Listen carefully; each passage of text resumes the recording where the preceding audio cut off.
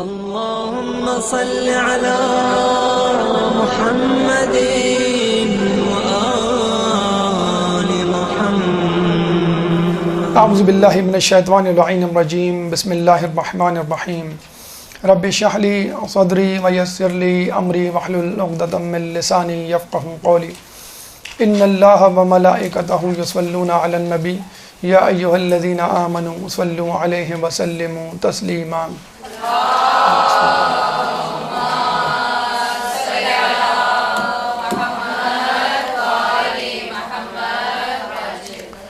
صد شکر گزار ہیں اس رب کے کہ جس نے ہمیں قوت گویائی بخشی، قوت سماعت سے نوازا اور عقل سلیم عطا فرمائی، اور سب سے بڑھ کر ولایت علی جیسی نعمت سے ہمیں ہمکنار کیا.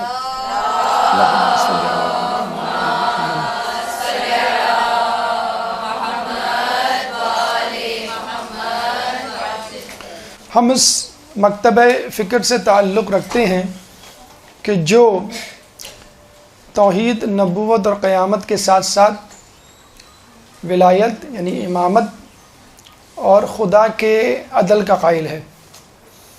اور یہ خدا کا عدل ہے کہ جس کے سبب وہ ضروری سمجھتا ہے کہ نبوت کی حفاظت کے لیے امامت ضروری ہے. اور یہ خدا کا عدل ہے کہ وہ ضروری سمجھتا ہے کہ انسانوں میں خوشیاں اور غم برابر برابر تقسیم کرے. اگر وہ کسی کو رلاتا ہے تو اس کو ہنساتا بھی ہے، زیادہ رلائے گا تو زیادہ ہنسائے گا بھی. اگر کسی کے نصیب میں زیادہ غم ہے تو اس کے نصیب میں زیادہ خوشیاں بھی ہوں گے.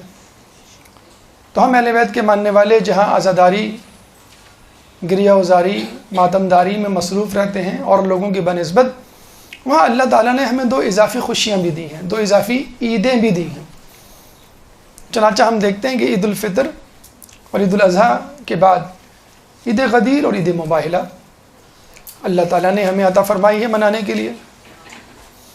ابھی چند دن پہلے عید غدیر گزری، جشن منایا ہوگا آپ لوگوں نے، خوب شاداں و فرحاں ہوئے ہوں گے. اور بس 6 دن کے بعد انشاءاللہ عید مباہلہ آپ کے سامنے، پھر دوبارہ خوشی کا دن اور خوشی کے لمحات. عید غدیر بلا شبہ ایک بہت بڑی عید ہے، بہت بڑا دن ہے.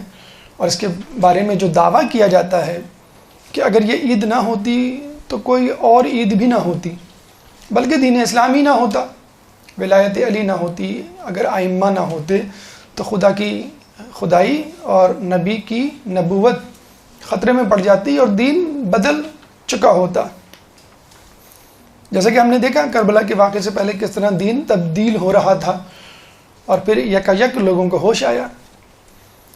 لوگ یہ کہتے ہیں کہ عید غدیر غلط ہے، واقعہ غدیر ہوا نہیں تھا، اگر ہوا تھا تو اس طرح نہیں جس طرح آپ بتلاتے ہیں، یا ہمیں سمجھ نہیں آتا کہ مولا کے کیا معنی، اعلان غدیر کیا ہے، جانشینی رسول کس کے لیے سزاوار تھی. تو ہم ان لوگوں سے یہ کہتے ہیں کہ جس کو واقع مباہلہ یا پیغام عید غدیر سمجھ میں نہیں آیا وہ واقع مباہلہ کو پڑھ لیں. اگر عید غدیر مناتے ہوئے جھجک محسوس ہوتی ہے، اس کو بدعت سمجھتے ہیں آپ یا اس کا انکار کرتے ہیں، تو واقع مباہلہ کو سمجھ لیجئے، واقع مباہلہ کے پیغامات کو سمجھ لیجئے، آپ کو عید غدیر سمجھ میں آ جائے گی. کس طرح واقع مباہلہ اعلان غدیر سے مربوط ہے، اس کا تذکرہ ہمارے 8ویں امام علی رضا علیہ السلام نے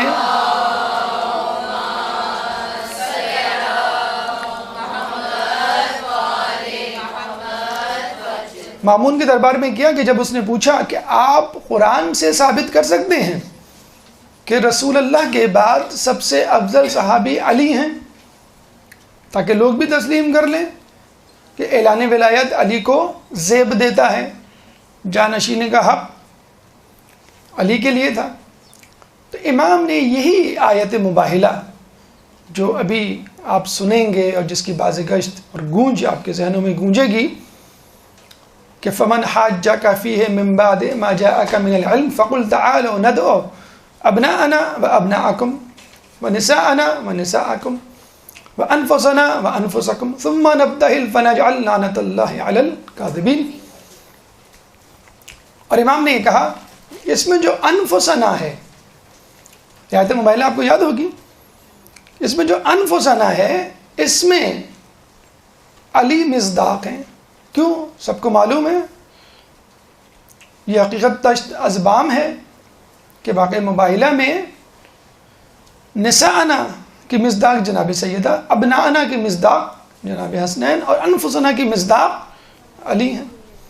تو اللہ کے رسول کے پاس آپشن تھا کہ وہ 1,00,000 سے زیادہ اصحاب میں کسی کو بھی اپنا نفس رسول چن لیتے، منتخب کر لیتے اور لے جاتے. اللہ کے رسول نے فقط علی کا انتخاب کیا. چنانچہ یہ آیات دیکھیں 6,666 یا کم و بیش 6,500 آیات قرآنی موجود ہیں. اور یہ بھی کہا جاتا ہے کہ جو آیت یا ایھا الذین آمنوا سے شروع ہوتی ہے اس کا پہلا مصداق علی ہے، جس میں مسلمانوں کی تعریف کی گئی ہے اس کا پہلا مصداق علی ہے، پھر باقی سب ہیں. ان تمام آیات کو چھوڑ کر امام نے آیت مباہلہ کا انتخاب کیا اور کہا آیت مباہلہ میں جو انفسنا ہے وہ علی پر دلالت کرتی ہے، لفظ علی پہ دلالت کرتا ہے، اسی لیے ہم سمجھتے ہیں کہ خلافت کا حق علی کا تھا، کیونکہ اس آیت کے سبب ان کی فضیلت تمام اصحاب پر ثابت ہو گئی. اعلان غدیر اور عید غدیر یا عید غدیر اور عید مباہلہ میں کیا نسبت ہے؟ تو سمجھ لیجئے کہ عید غدیر دعویٰ ہے اور عید مباہلہ دلیل ہے. دلیل کے بغیر دعویٰ سمجھ میں نہیں آتا. اعلان غدیر میں، عید غدیر میں اللہ کے رسول نے دعویٰ کیا من کنت مولا ہو فہذا علی المولا، کہ جس کا میں مولا اس کا علی مولا، میرا جانشین علی، میرا وزیر علی، میرے بعد تم لوگوں کا امام علی، تم لوگوں کا رہنما علی. کیوں؟ 6 دن کے بعد عید مباہلہ آئے گی، اس میں انفسنا کی تفسیر تشریح ڈھونڈ لیجئے گا. بس انفسنا کی جو تشریح یا تصدیق کرنے والا ہوگا یا جو شخص اس کا مصداق ہوگا وہی مولا کا بھی مصداق ہے. اور وجہ علی کو مولا کہنے کی کیا ہے؟ یہی ہے کہ علی کو انفسنا کہا گیا، نفس رسول کہا گیا. واقع مباہلہ عید غدیر سے، اعلان غدیر سے پہلے ہوا ہے. یعنی اللہ کے رسول نے اور اللہ تعالیٰ نے تمام لوگوں کو بتلا دیا کہ تم لوگوں میں افضل ترین شخص اور نفس رسول کہلانے والا کون ہے؟ یہ ہے علی میرا ہمزاد. بس اب جب میں اعلان غدیر میں من کنت مولا کہوں اور اشارہ میرا علی کی طرف سے تب ہو اور میں ہاتھ کھڑا کر کے اسے بلند کروں تو کسی کو یہ اعتراض نہیں ہونا چاہیے ہمیں کیوں نہیں بلایا اسٹیج پر، ہمارا ہاتھ کیوں نہیں بلند کیا. اچھا یہ بھی دیکھ لیجیے کہ یہ ضمیر جمع کی ہے. اگر رسول چاہتے تو 1 سے زیادہ نفس رسول لے جاتے، 1 2 3 4 کو لے جاتے، لیکن رسول نے فقط 1 کو لے جانا مناسب سمجھا. کیوں؟ کہ علی کے سوا کوئی شخص نہیں تھا جو نفس رسول کے معیار پہ پورا اترتا. چنانچہ عید غدیر اعلان ہے، عید مباہلہ اس کی تصدیق ہے. اعلان غدیر دعویٰ ہے، عید مباہلہ اس کے لیے دلیل. عید مباہلہ یا واقع مباہلہ کیا ہے؟ اس کی تفصیلی گفتگو ہم ایک درس میں پچھلے سال کر چکے ہیں، تمام واقعات آپ کے سامنے پیش کیے تھے.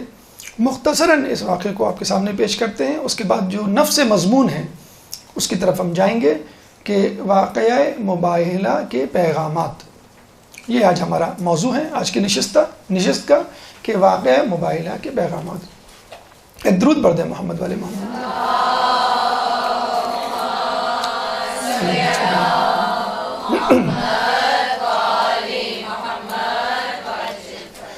نجران کے علاقے میں رہنے والے عیسائیوں کو رسول اللہ نے پیغام بھیجا اور اسلام کی دعوت دی. نجران اس وقت ایک سینٹر تھا، مرکز تھا، جس طرح آج کل ویٹیکن سٹی عیسائیوں کا مرکز ہے. تو اسی طرح نجران بھی 40,000 آبادی پر مشتمل، 40 ٹاؤنز قصبوں پر مشتمل ایک شہر جہاں پہ عیسائی آباد تھے، اور وہ پوری دنیا میں واحد مرکز تھا جہاں پہ عیسائی تبلیغات، عیسائی تعلیمات جو ہے وہ پھیلائی جا رہی تھی، اور وہیں سے پوری دنیا میں مدینہ یہودیوں کا گڑھ تھا، ٹھیک، اور یہ دونوں گروہ مدینہ میں یہودی، نجران میں عیسائی اس لیے یہاں آ کے بیٹھے تھے کہ وہ انتظار کریں اس رسول کا جس کا تذکرہ ان کی کتابوں میں کیا جا چکا ہے۔ جب نجران کے عیسائیوں کو یہ خط ملا تو وہ بڑے حیران ہوئے، یہ کون شخص ہے جو ہمیں چیلنج کر رہا ہے کہ ہمارا مذہب غلط ہے، اور نہ صرف چیلنج کر رہا ہے بلکہ اپنے مذہب کی طرف دعوت دے رہا ہے۔ انہوں نے اپنے بڑے بڑے علماء سے رابطہ کیا، علماء نے شک کا اظہار کیا کہ کہیں یہ وہ رسول تو نہیں کہ جس کا تذکرہ ہماری کتابوں میں موجود ہے، اگر یہ رسول ہے تو ہمیں پھر اس کی بات پہ لبیک کہنا چاہیے۔ انہوں نے کہا ٹھیک ہے، ہم ایک وفد بھیجتے ہیں جو یہ معلوم کرے گا کہ بھئی یہ کون ہے۔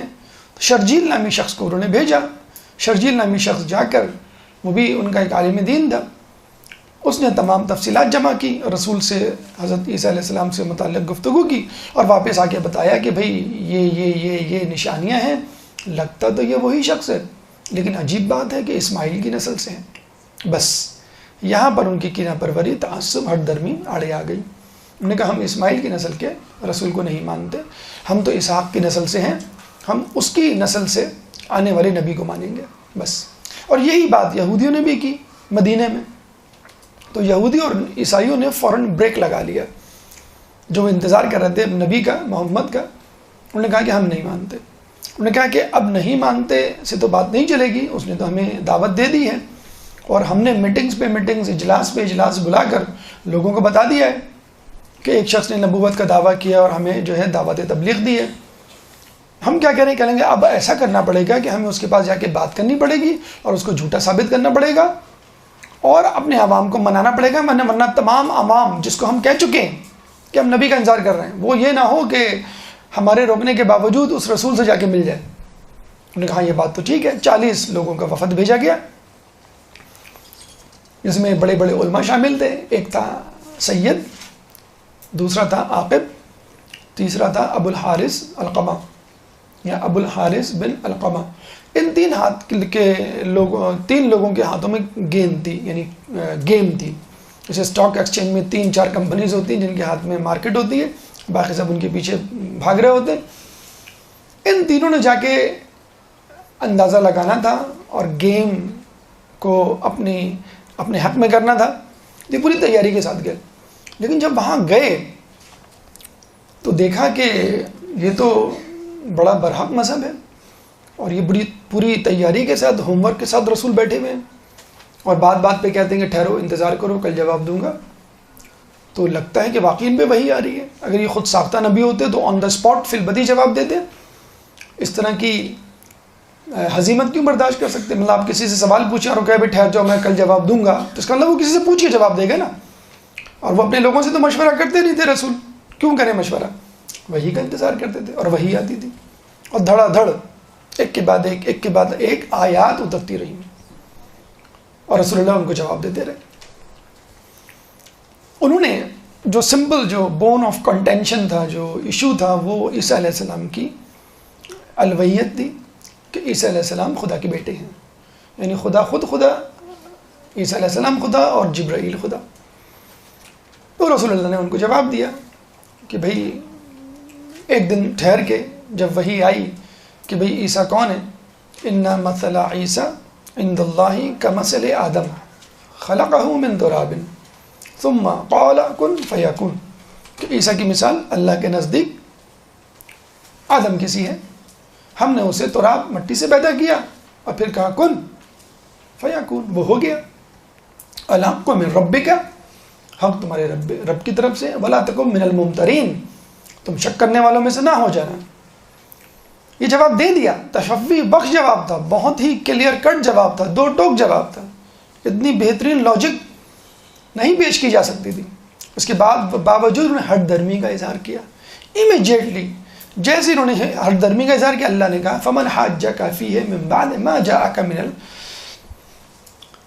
کہ اگر یہ کوئی حجت نہیں کریں اس علم کے آنے کے بعد جو ہم نے ان کو پہنچایا ہے من العلم، ٹھیک ہے، پھر ان کو کہو کہ اپنے گھر والوں کو لائیں، ہم اپنے گھر والوں کو، اور پھر ہم ایک دوسرے پہ لعنت کریں اور اللہ کو کہیں کہ نیست و نابود کریں، اس کو ہم کہتے ہیں مباہلہ۔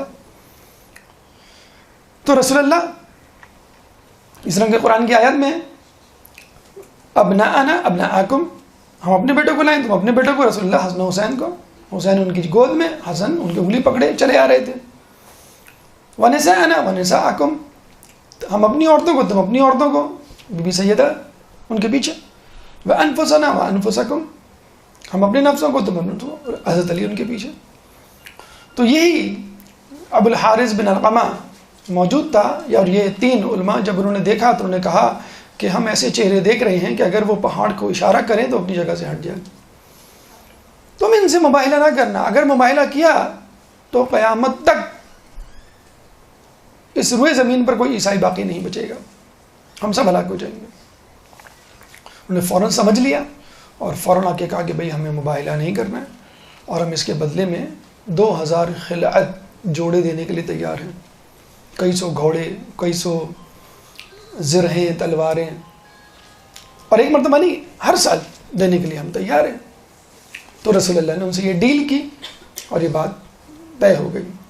اچھا، یہاں پہ ایک بات جو سنی سنائی ہے، پتہ نہیں اس میں سچ ہے کہ نہیں، ریفرنس اور پڑھی ہوئی بات نہیں، اس لیے ریفرنس کا سوال پیدا نہیں ہوتا، لیکن بہرحال سنی ہوئی بات ہے کہ جب ان سے کہا کہ کبھی کیسے پتہ چلے گا کہ آپ لوگ جو ہے وہ ہارے ہوئے لوگ ہیں، انہوں نے کہا کہ ٹھیک ہے، ہم جو ہیں اپنے لباس کو پیچھے سے پھاڑ ڈالتے ہیں، اور جو بھی لباس پہنے گا اپنے پیچھے کے لباس کو کاٹ دے گا یا پھاڑ دے گا، تاکہ پتہ چلے کہ یہ وہ شخص ہے جو ہارا تھا، عیسائیوں میں سے یہ وہ شخص ہے۔ تو جو انگریزی کوٹ ہوتا ہے وہ پیچھے سے کٹا ہوا ہوتا ہے، پیچھے سے آپ نے دیکھا ہوگا کٹا ہوا ہوتا ہے۔ اچھا، اصل کوٹ اگر آپ انٹرنیٹ پہ جا کے دیکھیں، انکل سام لکھیں آپ تو کوٹ پیچھے کا جو ہوتا ہے پورشن وہ بہت دم کی طرح بہت لمبا سا ہوتا ہے، اور وہ اوپر تک، نیچے سے اوپر تک کٹا ہوا ہوتا ہے۔ بہرحال یہ انہوں نے کیا تھا، اور اس کے بعد وہ پھٹا ہوا لباس پہننے لگے تاکہ بتلانے کے لیے کہ ہم ہارے ہوئے لوگ ہیں۔ پوری عیسائی دنیا میں لوگ پھر اسی طرح کا لباس پہنتے رہے، اور آج مسلمان ان کی تقلید کرتے ہوئے اگر یہ بات سچ ہے تو پھٹا ہوا کٹا ہوا لباس پہن رہے۔ بہرحال یہ واقعہ مباہلہ تھا، لیکن جیسے کہ آپ کو معلوم ہے کہ انبیاء کے واقعات، ائمہ کی سیرت کے پہلو اس لیے نہیں ہوتے کہ ان کو جو ہے مزے لے کے، چٹخارے لے کے سنا جائے اور اللہ اللہ خیر صلی اللہ کہہ کے نشستن گفتن برخاستن کہہ کے اٹھ جائیے۔ یہ بچوں کی کوئی لوری تو ہے نہیں جس کو سنتے ہوئے ہم سو جائیں۔ کہانیاں بچوں کو سنائی جاتی ہیں سلانے کے لیے اور بڑوں کو جگانے کے لیے۔ لوگ سو رہے ہیں، مریں گے تو جاگیں گے، اس لیے مر جائیے مرنے سے پہلے۔ کس پر؟ اہل بیت پر۔ اہل بیت کی محبت میں مر جائیے۔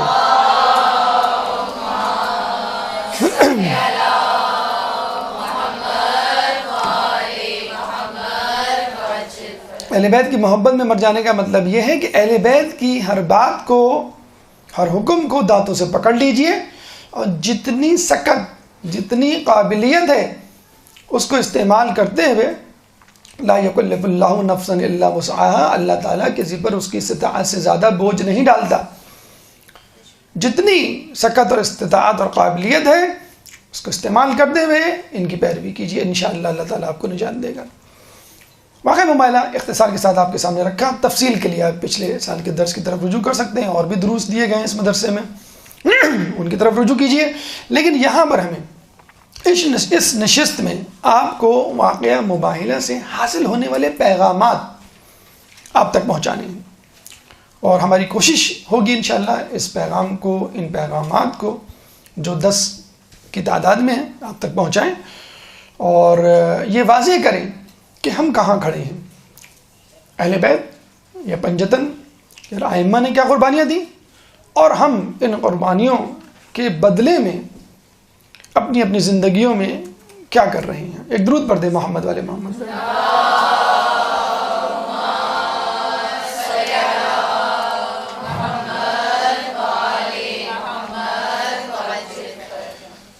واقع مباہلہ کا پہلا پیغام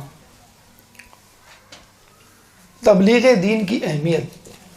دیکھیں، یہ جو عید غدیر ہے یا عید مباہلہ ہے یا واقعہ غدیر یا واقعہ مباہلہ ہے، یہ تو صرف کیک کٹنگ سیریمنیز ہیں. ایک اعلان ہوا اور اہل بیت کی فضیلت، اہل بیت کی منزلت، مرتبہ واضح ہوا.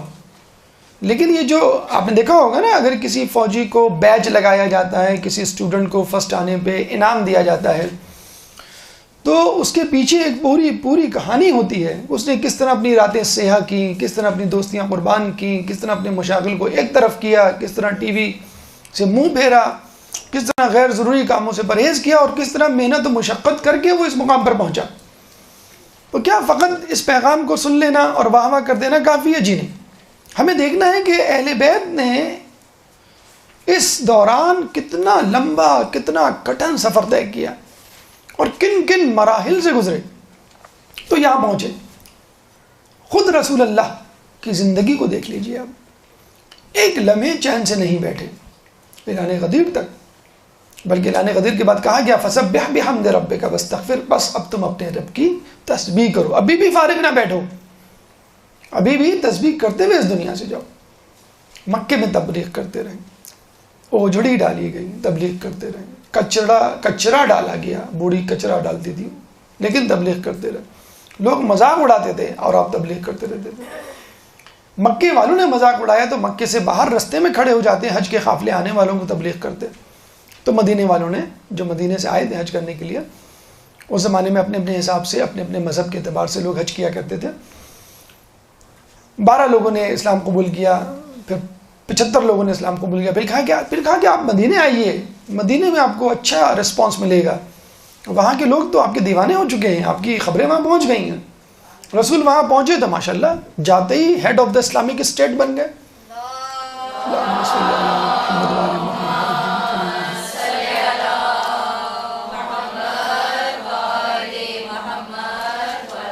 ادھر مکے والوں کو خبر ہوئی، ان کی حضرت میں اضافہ ہوا اور جنگ پہ جنگ، حملے پہ حملے شروع ہو گئے. جنگ بدر، جنگ احد، جنگ خندق، جنگ خیبر. پھر مدینے کے یہودیوں نے سر اٹھانا شروع کر دیا. بھئی یہ تو فری ہو گئے، آتے ہی ہیڈ آف اسٹیٹ بن گئے، اب ہم ان کے زیر نگی ہو گئے، اب یہ جو کہتے ہیں ہمیں سننا پڑے گا. ہم تو مشرکین کو قرضے دیا کرتے تھے بہت، جیسے ایسٹ انڈیا کمپنی تھی برصغیر میں آ کر، چھوٹی سی کمپنی تھی لیکن پورے برصغیر کو غلام بنا لیا تھا. اس طرح یہودیوں نے غلام بنا لیے تھے مدینے کے یہودیوں کو، خوب قرضے دیا کرتے تھے سود پر، اور وہ بیچارے مجبور ہوتے تھے. جب رسول آئے تو سب مسلمان ہو گئے اور ان کے انداز ہی بدل گئے. یہودی پریشان کہ بھائی نو لفٹ، اب ہمیں لفٹ کرانے والا کوئی نہیں ہے، ہمارا سارا سودی کاروبار دھندا جو ہے مندہ ہو گیا ہے. انہوں نے بھی پر نکالنے شروع کیے. پھر جنگ خیبر ہوئی، اس میں رسول اللہ جیتے، سرخرو ہوئے. ٹھیک ہے، اس کے بعد رسول اللہ یہاں ٹھہرے نہیں، ٹھہر جاتے، گیپ لے لیتے، پاز لے لیتے، تھوڑا سا کہہ دیتے بھائی ٹھیک ہے بہت ہو گیا، مکہ بھی فتح ہو گیا. 8 ہجری کو مطلب مکہ فتح ہو گیا، بھئی مکہ بھی فتح ہو گیا، مدینہ بھی فتح ہو گیا، بس ٹھیک ہے باقی کام اب تم کرو، اب میں ریٹائرمنٹ لے لیتا ہوں. 2 سال پہلے 8 ہجری کو مکہ فتح ہوا. ہم لوگ تو یہی کرتے ہیں نا، 10 سال پہلے، 20 سال پہلے ریٹائرمنٹ لے لیتے. مغرب میں 60 سال کے بعد بوڑھے آدمی کو اولڈ ہومز میں، اور ہمارے یہاں 60 سال کے بعد بوڑھے آدمی کو مرج تقلید بنا دیا جاتا ہے. وہاں انگلی پکڑ کے اولڈ ہومز میں، اور ہم اپنے مرج تقلید کی انگلی پکڑ کے تقلید کرتے ہیں کہ تم ریٹائرمنٹ کی ایج پہ نہیں ہوئے ہو، اب تو تمہاری عقل جوبن پر آئی ہے، ہمیں تمہارے جسم کی نہیں، ہمیں تمہاری عقل کی ضرورت ہے. تو 2 سال تو رہ گئے تھے رسول اللہ کے یہاں سے جانے میں. لیکن دیکھیں آپ جوش ولولہ سیکھیے اپنے رسول سے. ہم جو ہے 2-4 لوگوں کو اسلام کی طرف راغب کر کے، یا خود راغب ہو کے بس کہتے ہیں بس بہت ہو گیا، اب کافی ہے، ضرورت نہیں ہے اب زیادہ پھیلانے کی، زیادہ پڑھنے کی، مدرسے جا کے کیا کرو گے، اور اب تو تمہاری ایج نہیں رہی، جوانوں کی عمر ہوتی ہے وہ جا کے پڑھیں. تو وہ رسول کو بھی دیکھیں، وہ بھی تو آخر وقت تک بڑھاپے میں تبلیغ کرتے رہے. آس پاس کے اسٹیٹس کو خط لکھنا شروع کیے. کس کو اسٹیٹ کو خط لکھا انہوں نے؟ روم کو، فارس کو. اور رسول اللہ اکثر مکے والے کو کہا کرتے تھے کہ دیکھو میں جو پیغام لایا ہوں اس کو قبول کر لو، اگر کر لو گے تو فارس اور روم کی سلطنتیں تمہارے زیر نگی ہوں گی، تمہارے قدموں میں ہوں گی. تو وہ کیا کرتے تھے؟ کہتے تھے محمد ذرا آہستہ کہو، سن نہ لیں، وہ آئیں گے تو ایسی تیسی کر دیں گے ہماری، خدا را خاموش ہو جاؤ، تم بھی ڈوبو گے ہمیں بھی ڈوباؤ گے. نعوذ باللہ اس طرح مذاق اڑایا کرتے تھے رسول. دیکھیں رسول اللہ نے کر کے دکھایا. ہر اسلامی سلطنت کو خط لکھنا شروع کیا کہ ان کو معلوم تھا کہ میں حق پر ہوں، اور اسلام ان الباطل کان زہوقا جاء الحق وزہق الباطل، حق آ گیا، باطل مٹ گیا، باطل مٹنے کے لیے. تو نجران والوں کو مطلب بالکل ایسے ہی ہے کہ اس وقت کوئی مسلمان جو ہے ویٹیکن سٹی کے پوپ فرانسس جو ان کا پوپ ہے اس کو خط لکھ دے مسلمان ہو جاؤ یا باراک اوباما کو خط لکھ دے کہ جو ہے حسینیت کے لشکر میں شامل ہو جاؤ، کہیں بھائی کیا کر رہے ہو تم؟ تو رسول اللہ نے خط لکھ دیا میں ڈو ہیل ود، تم کیا، تمہاری اوقات کیا، تم سب باطل مذہب پر ہو، تم سب کو میرے ذریعے نگی ہونا پڑے گا، میری توحید، میری رسالت، میری شریعت میں عمل کرنا پڑے گا. رسول رکے نہیں، فتوحات بے فتوحات. وَرَأَيْتَ النَّاسَ يَدْخُلُونَ فِي دِينِ اللَّهِ أَفْوَاجًا، اور تم جب دیکھو کہ لوگ جوق در جوق اسلام میں داخل ہو رہے ہیں، فَسَبِّحْ بِحَمْدِ رَبِّكَ، بس اب تم تسبیح کرو. میرے رسول وہاں رکا نہیں، اللہ کہہ رہا ہے ماشاء اللہ کیا کہنے ہیں، بس بس بس بہت ہو گیا، بہت ہو گیا، بس بس اب تم جو ہے وہ عبادت کرو. نہیں، رسول تو چاہتے تھے کہ دنیا کا ایک ایک شخص مسلمان ہو جائے، جو میرے سامنے نہیں ہے وہ بھی مسلمان ہو جائے. اب اس میں رسول کی کیا غلطی کہ جو سامنے تھا وہ نہیں مسلمان ہوئے، جو رسول سامنے تھے وہ نہیں مسلمان ہوئے، منافقین کے بھیس میں پڑتے رہے. تو رسول اللہ نے جب نجران کو خط لکھا تو ان کے ہوش اڑ گئے کہ بھئی یہ کون آ گیا ہم کو چیلنج کرنے والا. بتانے کا مقصد یہ ہے کہ تبلیغ دین کے کام سے تھکنا نہیں ہے. آپ کی عمر 50 سال ہو جائے، آپ کی عمر 60 سال ہو جائے، آپ جو ہے لوگ آپ کا مذاق اڑائیں، تھکنا نہیں ہے. آخر وقت تک کہا گیا جان میں جان ہے، لیٹ کے نماز پڑھ سکتے ہو تو لیٹ کے نماز پڑھو، دین پہ تو عمل کرنا ہے جب تک آپ کی روح آپ کے جسم میں موجود ہے. تو یہ ہے رسول اللہ کی تبلیغ. اچھا لوگ کہتے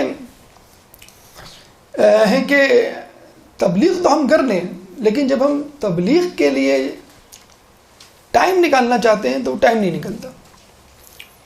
رسول اللہ نے شہاب ابی طالب میں 3 سال تک جڑی بوٹیاں کھائی تھیں، جڑی بوٹیاں، پتے کھا کے گزارا کیا تھا. بی بی ختیجہ کا انتقال جڑی بوٹی کھانے سے ہوا تھا. ملکۃ العرب تھی، وہ شاہانہ انداز تھا، لذیذ کھانے تھے، نرم بستر تھا، وہ سب قربان کر دیا. شہاب ابی طالب کی جڑی بوٹی کھانا شروع کر دیا 3 سال تک. ہم لوگ جو کہتے ہیں نا کہ ہمیں سمجھ میں نہیں آتی بعض اوقات اہل بیت کی باتیں، کیونکہ ہمارا لائف سٹائل وہ نہیں ہے نا.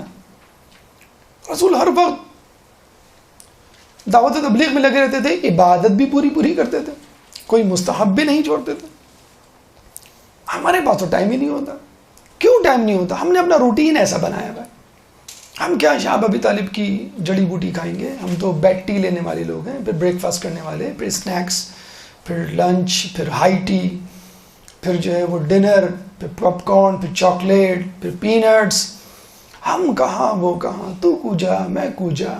آپ مجھ کو رسول سے ملا رہے ہیں، کیا گستاخی کر رہے ہیں. کیسی جڑی بوٹی؟ ہم تو مسور کی دال سامنے رکھ دیں تو ہم کہتے ہیں یہ منہ مسور کی دال، ہمیں یہ نہیں کھانی مسور کی دال. تو ہمارا جب لائف سٹائل رسول جیسا نہیں ہوگا تو رسول اللہ جیسی خصوصیات ہم کیسے اپنے اندر پائیں گے؟ رسول کے پاس بہت ٹائم تھا. کیوں ٹائم تھا؟ اس زمانے میں فیس بک نہیں تھا، اس لیے ٹائم تھا. رسول کے اصحاب کے ساتھ پاس بہت ٹائم تھا. ہمارے پاس کیا کیا کیا روٹینز ہیں ہماری؟ آپ سنیے ہماری. سب سے پہلے ہم صبح اٹھتے ہیں، کیا چیک کرتے ہیں؟ میسیجز، کس کس کے میسیجز آئے، ٹھیک ہے. پھر اس کے بعد مس کال، نمبر پہ غور کیا جاتا ہے، آخری نمبر پہ کو نوٹ کیا جاتا ہے، 37 آخر میں ہے، اچھا 45 تھا، یہ پہلے بھی کال، اس کو بھی مس کال دی جاتی ہے. 15 منٹ 20 منٹ اللہ کے بندے تم تلاوت قرآن کر لیتے. جو سورہ یاد ہیں اگر آنکھیں نہیں کھلتی تو آنکھیں بند کیے ہوئے تلاوت کر لیتے.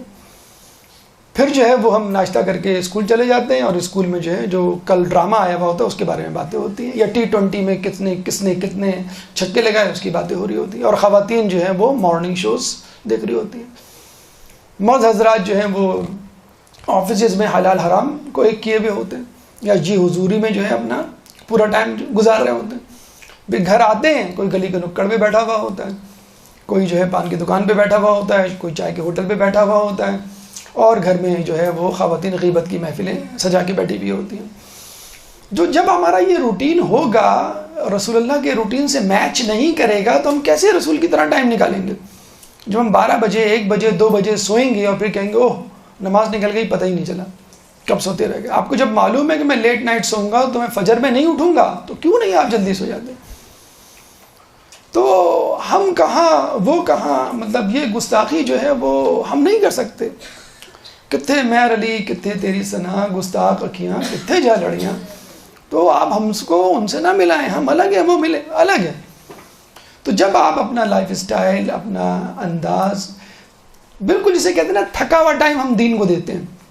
جب نیند کے جھونکے آتے ہیں تو واٹس ایپ پہ فوراً درس لگا کے بیٹھ جاتے ہیں. ہاں بھائی آج کیا درس تھا، 10 منٹ میں نیند آ جاتی ہے آپ کی.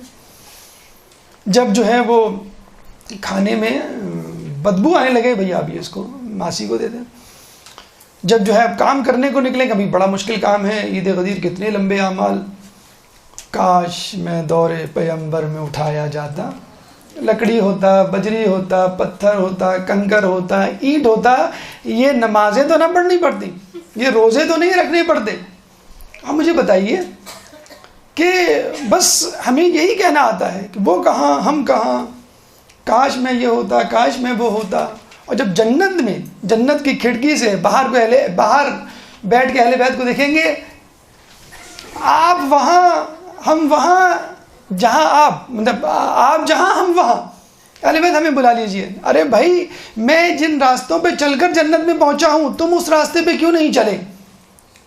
رسول اللہ کا راستہ، ائمہ کا راستہ، صراط مستقیم کا راستہ ہے نا.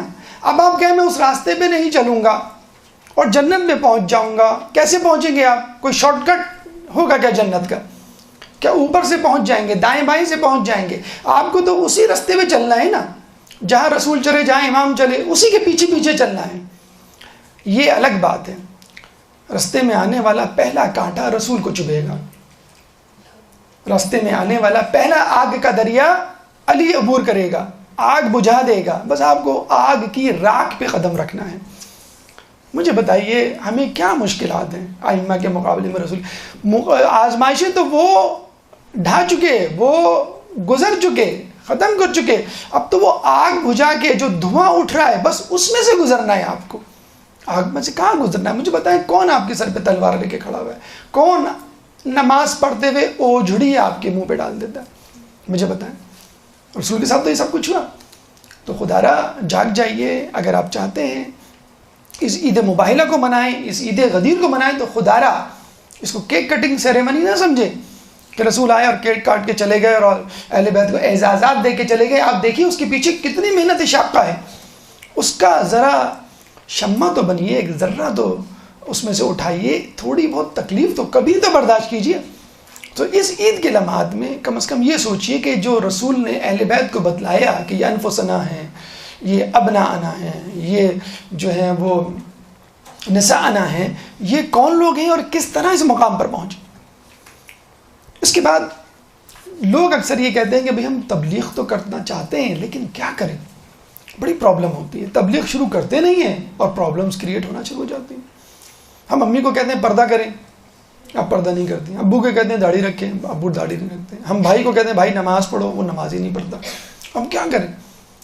الٹا تو انہوں نے ہم پہ پابندی لگا دی ہے کہ بھئی تمہیں جو ہے وہ کوئی جانے کی، مدرسے جانے کی ضرورت نہیں ہے. تم جب سے مدرسے گئی ہو کہ جو ہے وہ پولیس مین کی طرح بن گئی ہو. اسی مباہلہ کی ایک آیت ہے، اس سے ریلیٹڈ آیت ہے، آیت نمبر 64 سورہ آل عمران. قل یا اہل الکتاب تعالوا الى کلمۃ سواء بیننا وبینکم. کہو اے اہل کتاب، آؤ اس کلمے کی طرف جو ہمارے اور تمہارے درمیان مشترک ہے. اتنی بڑی حکمت اس آیت میں پوشیدہ ہے کہ سمجھ لیجئے امر بالمعروف و نہی عن المنکر کا سارا دار و مدار اسی پر ہے. کلمہ مشترکہ، ایسا کام، ایسی بات، ایسا نظریہ جو آپ کے اور اس شخص کے درمیان کامن ہو، جس کو آپ تبلیغ کر رہے ہیں. آپ شوہر کو تبلیغ کر رہی ہیں اور اس کو چائے وقت پہ نہیں ملتی، اس کے کپڑے وقت پہ استری نہیں ہوتے، آفس کے لیے آپ اس کو وقت پہ نہیں اٹھاتی، وہ کیسے آپ سے راضی ہوگا؟ اس کے بچوں کی تربیت صحیح نہیں ہو رہی ہے، وہ کیسے آپ کی بات سنے گا؟ بچہ باہر سے کھیلتا ہوا آتا ہے، امی آج آپ کو معلوم ہے آج میں نے جو ہے وہ 4 چھکے لگائے. بیٹا یہ سب باتیں کرنا، جلدی سے جاؤ وضو کرو نماز پڑھو. امی سنن تو لیں آپ.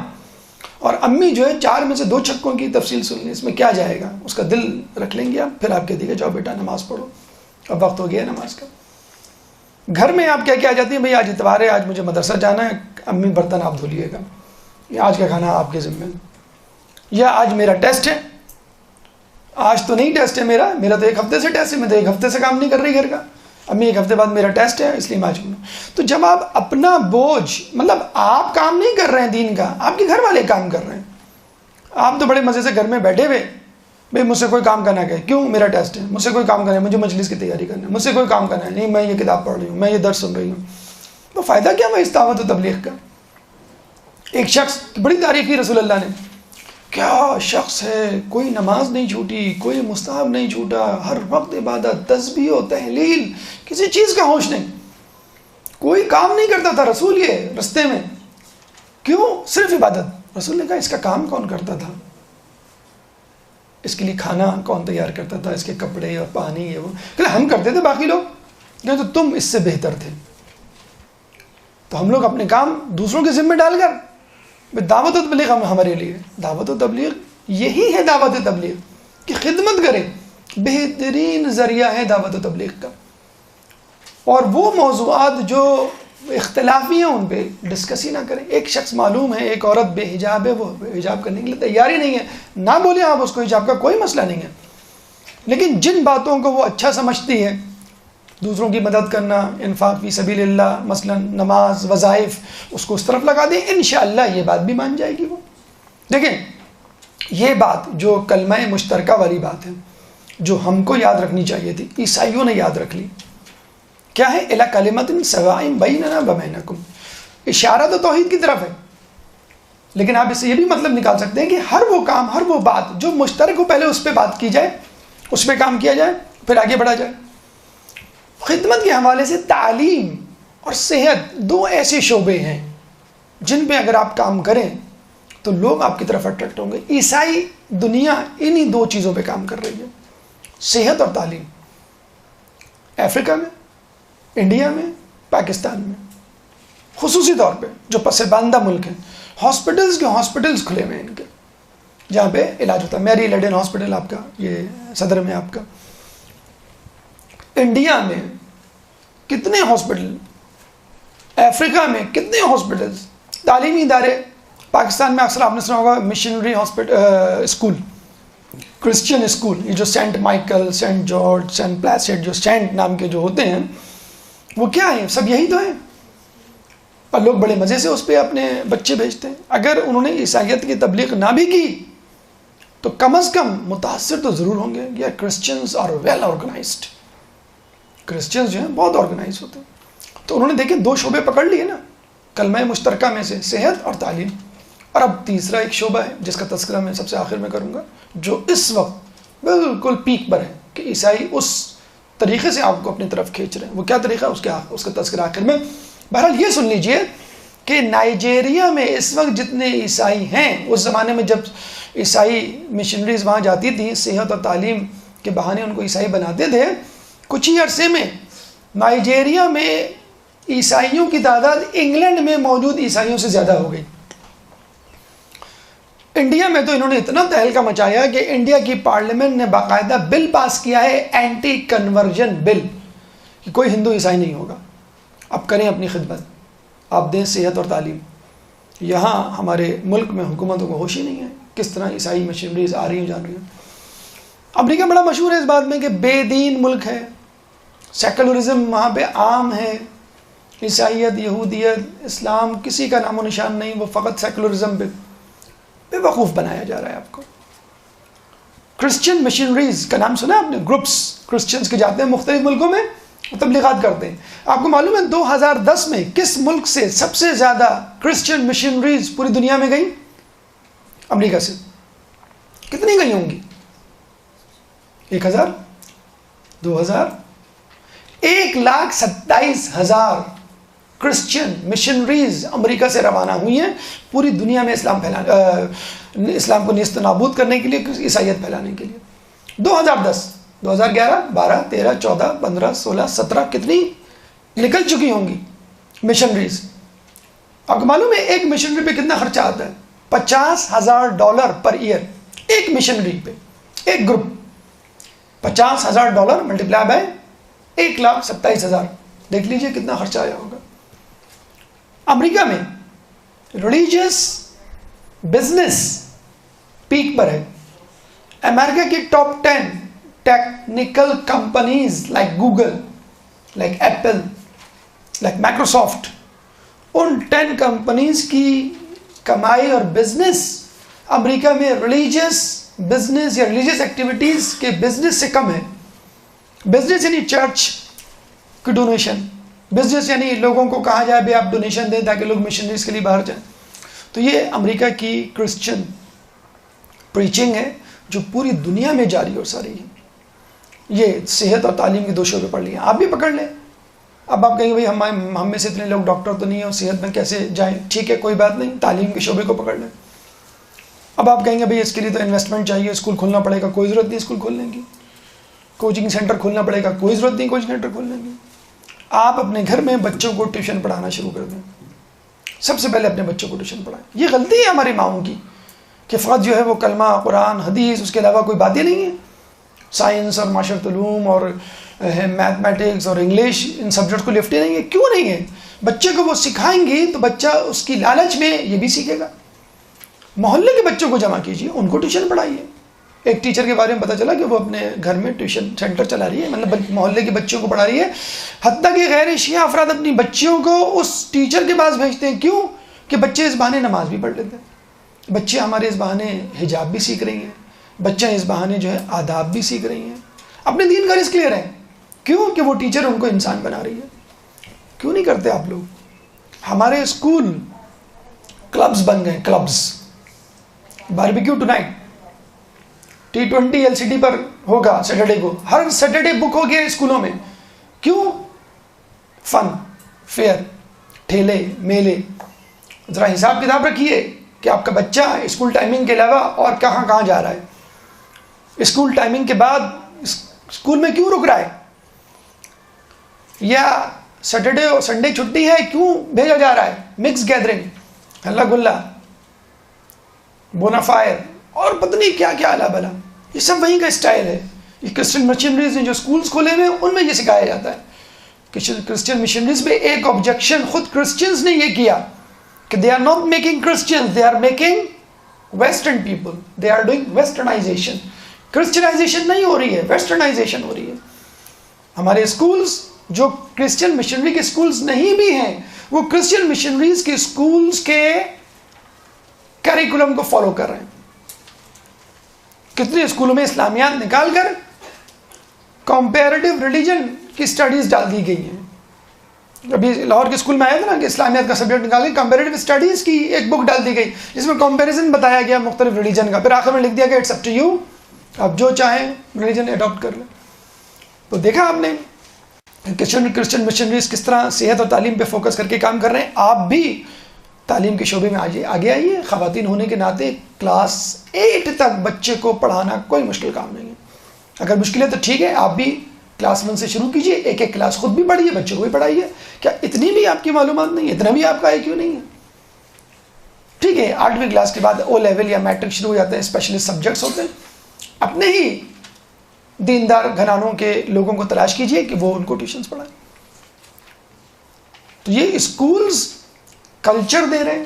یہ اسکول آپ سے آپ کے بچے کو ہائی جیک کر رہے ہیں، آپ کے بچے کو چھین رہے ہیں. جو وہاں پہ فلسفی ہے کہ it's your life, do what you want to do, don't focus on your parents یا فرینڈس، بس جو تمہاری مرضی آئی وہ کرو.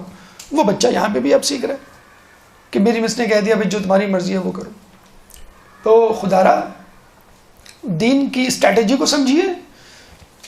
دشمن اپنے دین کو جس طرح پھیلا رہا ہے اس کو پہچانیے، اور اس طرح اس کے جواب میں آپ اسی طرح جو ہے اپنے دین کو پھیلانے کی کوشش کیجیے. ایک درود پڑھ دیں محمد والے محمد.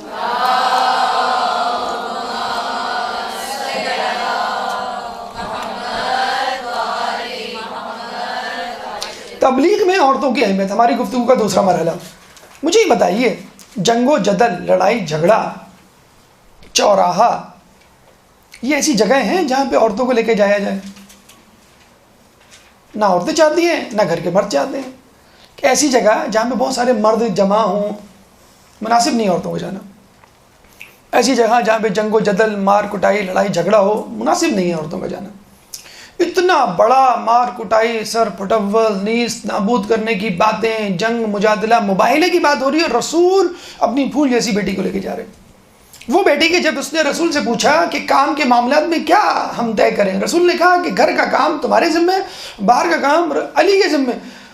فاطمہ خوشی سے جھوم اٹھی کہ مجھے گھر سے باہر نہیں نکلنا پڑے گا. جو فاطمہ اس بات کو سن کے جھوم اٹھی کہ مجھے گھر سے باہر نکلنا نہیں پڑے گا، اس فاطمہ کو باہر نکالا جا رہا ہے کہ باہر نکلو.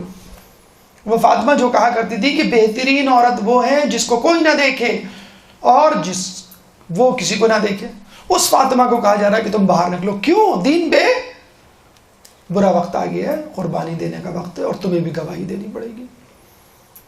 مغربی دنیا الزام لگاتی ہے، الزام تراشی کرتی ہے ہم پہ کہ ہم نے عورت کو قید کر دیا ہے چادر چار دیواری کے نام پر، ان کو محبوس کر دیا ہے، ان کی کوئی ایکٹیویٹی نہیں ہے، وہ کچھ کر نہیں سکتی، کچھ کھیل نہیں سکتی. آپ دیکھ لیجئے اولمپکس میں کتنے گولڈ میڈلز لے کے آئی ہیں ایران کی خواتین. تو شانہ بشانہ چلنے کا مطلب نہیں ہے کہ آپ مردوں کے شانے سے شانے ٹکرائیں. شانہ بشانہ چلنے کا مطلب نہیں ہے کہ آپ بے حجاب گھر سے باہر جائیں. شانہ بشانہ چلنے کا مطلب یہ نہیں ہے کہ آپ جو ہے محفل کی جو ہے شان بن کر جو ہے وہ سیلیبریٹیز کی صورت میں ڈراموں اور فلموں میں کام کریں یا ایڈورٹیزمنٹ میں آئیں. شانہ بشانہ چلنے کا مطلب یہ نہیں ہے. اب تو نیوز میں بھی عورت کو بنا سنوار کے پیش کیا جاتا ہے. یہ عورت کو شو پیس بنانا، بے حیائی اس میں لانا اور اس کے اندر شرم و حیا ختم کرنا شانہ بشانہ چلنے کا مطلب. حج پہ کیا خواتین مردوں کے شانہ بشانہ نہیں چلتی؟ کیا خواتین جلوس میں شانہ بشانہ نہیں ہوتی؟ کیا خواتین نماز باجماعت میں مردوں کے شانہ بشانہ نہیں ہوتی؟ لیکن شولڈر سے شولڈر ٹکرانا ہمارے لیے جائز نہیں. امریکہ میں ایک خاتون نے تحریک چلائی ہوئی ہے جو بعد میں پتہ چلا مولانا شبلی نعمانی کی پوتی ہیں، جنہوں نے جو ہے وہ نماز کی امامت بھی کروائی کہ عورت نماز امامت کروا سکتی ہے، اور وہ گھس جاتی ہیں نماز جمعہ کے اجتماعات میں نیو یارک میں اور مردوں کے بیچ میں آ کے کھڑے ہو جاتے ہیں. اللہ اکبر. اب لوگ کہتے ہیں بھائی عورتوں کا جو ہے وہ نیچے ہے، آپ اوپر نہ آئیں. نہیں میں تو یہاں پڑھوں گی. نہیں مناسب نہیں ہے، یہ ہماری جو ہے وہ اٹینشن ڈائیورٹ ہوتی ہے. کہ this is your business, mind your own business, اپنی نظروں کا خیال کرو، میں تو تم لوگوں کے ساتھ پڑھوں گی. یہ دیکھیں آپ اس قسم کی عورتیں الحمدللہ وہ ہمارے مکتبہ فکر سے تعلق نہیں رکھتی، لیکن اس طرح کی بھی بیوقوف عورتیں میدان میں آ گئی ہیں کہ ہم جو ہے مردوں کے شانہ بشانہ نماز پڑھیں گے. ہمارے یہاں عورتیں پیچھے نماز پڑھتی ہیں. ایک انداز ہوتا ہے، ایک طریقہ ہوتا ہے جس کو مغرب بھی تسلیم کرتا ہے کہ عورت کی ایک حیا، ایک ڈگنیٹی ہوتی ہے. وہاں پہ بھی ہے نا کہ لیڈیز فرسٹ. اگر قطار میں بہت سارے مرد کھڑے ہوئے ہوں، ایک عورت آ جائے تو فوراً ہٹ جاتے ہیں، جی پلیز آپ آگے آ جائیں. تو عورتوں کو شانہ بچانے کا مطلب یہ ہے کہ عورت دین کے معاملے میں مرد کی مددگار بنے. لیکن علی نے اتنے لوگوں کو دیکھا، اتنے لوگوں کے ساتھ جنگیں لڑیں. علی نے کبھی کسی کو کہا کہ یہ میرا ساتھی ہے؟ علی نے کیا کہا شادی کے دوسرے دن؟ فاطمہ کو دین کا بہترین معاون پایا. آپ کی اللہم صلی علی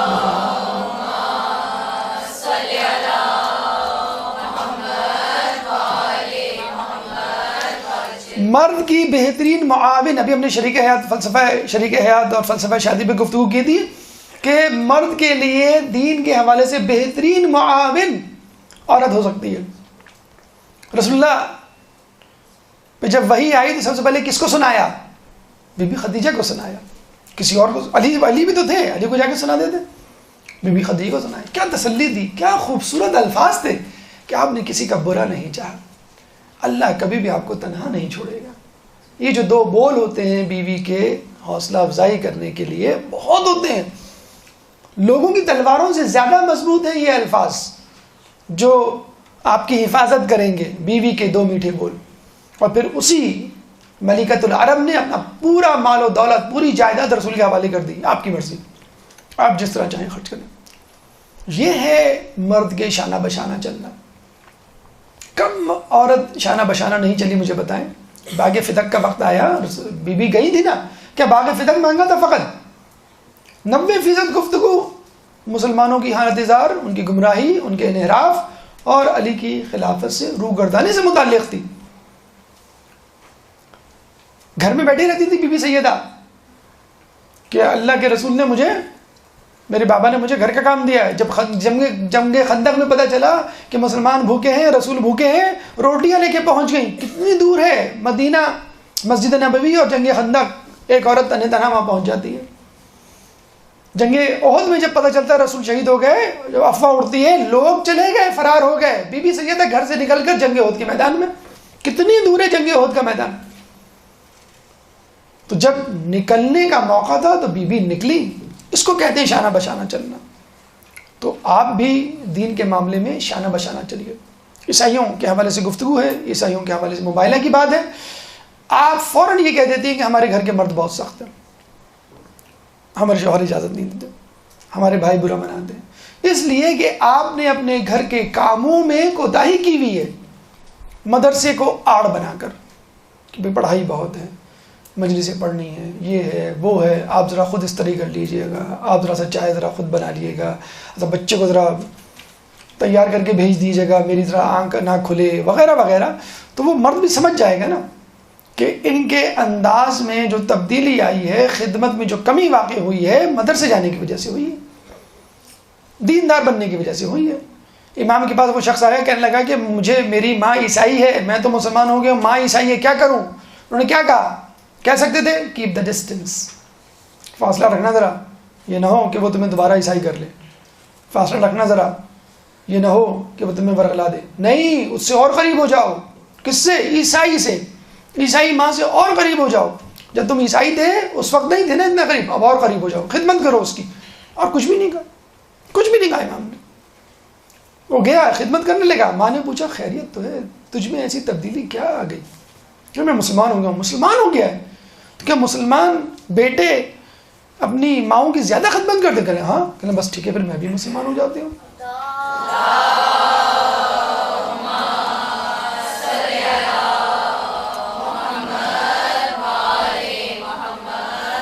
چلے چھوڑیں معصومین کو اور بی بی خدیجہ کو، بی بی سیدہ کو اور بی بی زینب کو جنہوں نے کربلا کا پیغام پہنچایا، کسی کرسچن لیڈی کی بات کرتے ہیں تاکہ تھوڑی سی آپ کی غیرت میں جو ہے وہ ابال آئے۔ مدر ٹریسا کا نام سنا ہے آپ نے؟ مدر ٹریسا کو نوبل پرائز ملا تھا 1997 میں۔ کون مدر ٹریسا؟ 1910 میں پیدا ہوئی البانیہ میں، اور وہاں سے انڈیا گئی۔ انڈیا جا کے اس نے کہا کہ بس میں یہیں کی ہو کے رہ گئی، بس مجھے یہیں رہنا ہے۔ انڈیا سے کوئی میسیڈونیا، البانیہ کا ابھی موجودہ نام میسیڈونیا، یورپ جائے اور وہ جا کے کہے کہ بس اب تو مجھے یہیں رہنا ہے، تو سمجھ میں آتی ہے بات۔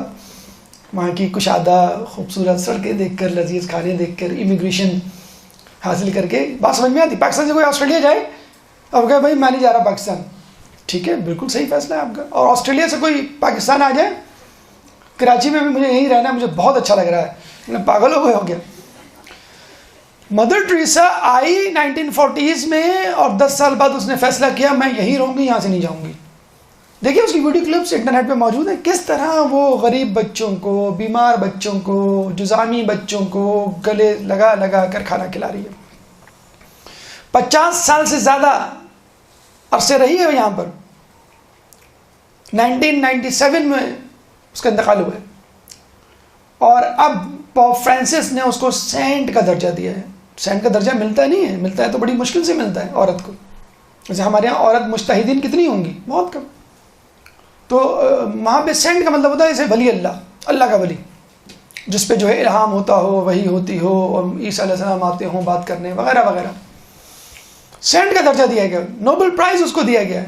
صرف مدر ٹریسا نے اپنے ہاتھوں سے 500 آرگنائزیشنز بنائی تھی۔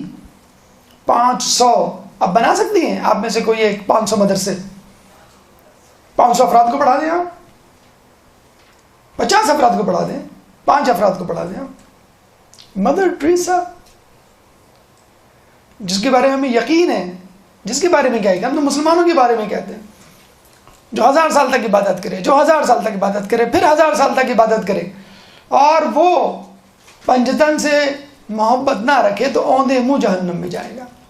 مدر ٹریسا کی کیا اوقات؟ ہم تو اس مسلمان کے لیے بھی کہتے ہیں کہ جو ولایت پہ یقین نہ رکھے. تو جس کو نہیں پہنچنا کہیں وہ اتنی محنت کر رہا ہے، اور ہم مسلمان بی بی زینب گناہ دیکھیے، بی بی خدیجہ گناہ دیکھیے، بی بی سیدہ گناہ دیکھیے، بہت ہو چکی. یہ کہہ کر وہ معصوم ہیں، وہ معصومہ ہیں، وہ اہل بیت کے. مدر ٹریسا تو نہیں ہے نا معصوم، وہ تو مسلمان بھی نہیں ہے. اس نے کیسے اپنی زندگی گزار لی؟ اچھا ننس تو ان کی شادی کرتی نہیں ہے، اکیلی ذات 50 سال سے زیادہ اس نے. یہی مدر ٹریسا کو دیکھ کر انڈیا میں یہ ہلچل مچی تھی کہ یہ ایک عورت نے آ کے کتنے لوگوں کو عیسائی بنا دیا ہے، اینٹی کنورژن بل پاس کرو. فوراً اینٹی کنورژن بل پاس کیا گیا. ایک عورت نے انڈیا کے ہندوؤں کی چولیاں ہلا دی تھی، ان کے مذہب میں جو ہے وہ دراریں ڈال دی تھی. ایک عورت نے پریشان کر دیا تھا پورے انڈیا کو. کتنی عورتیں جو ہے پوری دنیا میں عیسائی مشنریز میں کام کر رہی ہیں. ہم کیا کام کر رہے ہیں؟ آپ کہتے ہیں کہ بھئی ہم عورتیں ہیں، ہم عورتیں. مدر ٹریسا کی چھوٹی سی تصویر لے لیجئے، اپنے پرس میں رکھ لیجئے. جب بھی ہو نا کہ میں عورت ہوں، میں کیا کر سکتی ہوں، مدر ٹریسا کو نکال کے دیکھا کریں. بی بی سیدہ اور ان کے بارے میں تو آپ کہہ دیتی ہیں کہ بھی وہ معصوم ہیں، وہ معصومہ ہیں، ہم ان کے برابر کیا کریں. تو جب عیسائی اپنے مذہب کی تبلیغ میں کوئی دقیقہ فروغ گزار نہیں کرے تو ہم کس انتظار میں بیٹھے ہوئے ہیں؟ امام کو اس طرح کے لوگ چاہیے جو کہیں بھئی ہمارے کہتے ہیں نا کہ بھئی آپ کے پاس فرصت نہیں ہے، چھٹی میں تو فرصت ہوگی. ارے بھائی ایک ہی تو ویکینڈ ملتا ہے، ایک ہی تو دن ہوتا ہے حلوہ پوری اور نہاری کھانے کا. اس میں بھی آپ کہیں جو ہم مدرسے چلے جائیں، ایک ہی دن تو ہوتا ہے شاپنگ کرنے کا اور لوگوں سے ملنے ملانے کا، انٹرٹینمنٹ کا. اس میں آپ کہتے ہیں مدرسے چلے جائیں. تو خدا را جان جائیے، اگر آپ کو جنت میں جانا ہے تو اسی راستے پہ چل کر جانا ہوگا جس راستے پہ اہل بیت چل کر گئے. کوئی شارٹ کٹ نہیں ہوگا. اگر شارٹ کٹ ہوگا تو وہ باطل کا راستہ ہوگا، وہ شیطان کا دیا ہوا کوئی راستہ ہوگا، کوئی تدبیر ہوگی. ایک درود پڑھ دیں محمد علی محمد.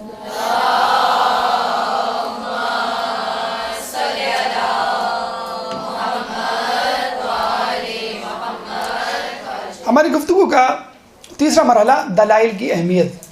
یہ تیسرا پیغام ہے مباہلہ کا. دیکھیے آج کل مسلمانوں پہ بہت آسانی کے ساتھ ایک لیبل لگا دیا جاتا ہے. کون سا لیبل؟ دہشت گردی کا، تشدد پسندی کا، کہ یہ جو ہے ٹیرورسٹ ہیں، یہ جو ہے ایکسٹریمسٹ ہیں. اور اب تو ماشاءاللہ یو این او میں بڑی تقریر کی تیاری کر کے گئے تھے ہمارے پرائم منسٹر. پتہ چلا کہ ان لوگوں نے آ کے روسٹرم پہ کہہ دیا پاکستان از اے ٹیرورسٹ اسٹیٹ، ڈکلیئر کریں آپ. او کیا ہو گیا بھائی؟ لوگ ہم تو بات کرنے آئے تھے اور یہاں پہ ہی ہمیں دہشت گرد ملک قرار دے رہے ہیں، کر لیں جو کرنا ہے. مغرب نے ایسا جھنجھنا، ایسا کھلونا ہمارے ہاتھ میں پکڑایا ہے کہ یقین کریں کہ سمجھ میں نہیں آتا ہے اس مسئلے کو کیسے حل کریں. ایک عورت حجاب کی حالت میں ایروپلین میں داخل ہوتی ہے. آپ باہر جائیں بھائی، ہمیں خطرہ ہے، آپ نے بم باندھا ہوا ہے اندر، نہیں چلے گی فلائٹ، روک لیں بھائی اس کو. پورے مسافر کھڑے ہو گئے، فلائٹ روک دی، اس عورت کو اترنا پڑا. یہ حالت ہو گئے، یہ حالات ہو گئے کہ انگلینڈ میں ایک عورت جا رہی ہے رات میں، اس کا پیچھے سے اسکارف پکڑ کے کھینچ رہے کہ یو آر ٹیرورسٹ. دیکھا آپ نے کیسا دہشت گردی کا لیبل لگایا ہمارے اوپر. اور ماشاءاللہ ہمارے یہاں سادہ بیوقوف قسم کے مسلمانوں کی بھی کمی نہیں ہے. وہ بھی کہیں ٹھیک ہے تم نے ہمیں برا کہا تو ہم برا بن کے دکھائیں گے، ہم دہشت بن کے دکھائیں گے. اور پھر انہوں نے اپنے کچھ لوگوں کے ساتھ مل کے یہ داعش، آئسس، القاعدہ، طالبان، یہ تمام چیزیں کھڑی کی. اور پھر کہہ رہے ہیں کہ یہ لوگ جو ہیں دہشت گرد ہیں، یہی اصل اسلام ہے. فطرہ نامی ایک مووی بنی تھی پچھلی صدی میں ہالینڈ سے. تو اس شخص نے قرآن کی آیتیں نکال کے کانٹ چھانٹ کر کے پس منظر سے ہٹا کر مووی بنائی تھی کہ اسلام از اے ٹیرورسٹ ریلیجن، یہ ٹیرورزم پھیلا رہا ہے. اتنی خطرناک مووی کہ وہ امریکہ میں بین ہو گئی. اب بھی یہی ہو رہا ہے کہ مسلمانوں کو دہشت گردی 9/11 کا واقعہ ہو گیا، 9/11 فارنہائٹ بنائی گئی، بتایا گیا کہ بھئی یہ واقعہ جو ہے مشکوک ہے، یہ سارے یہودی اس دن غائب تھے اس بلڈنگ سے، اس پہ یقین نہ کریں. لیکن اس کے باوجود کہ مسلمان جو ہے وہ دہشت گرد ہیں.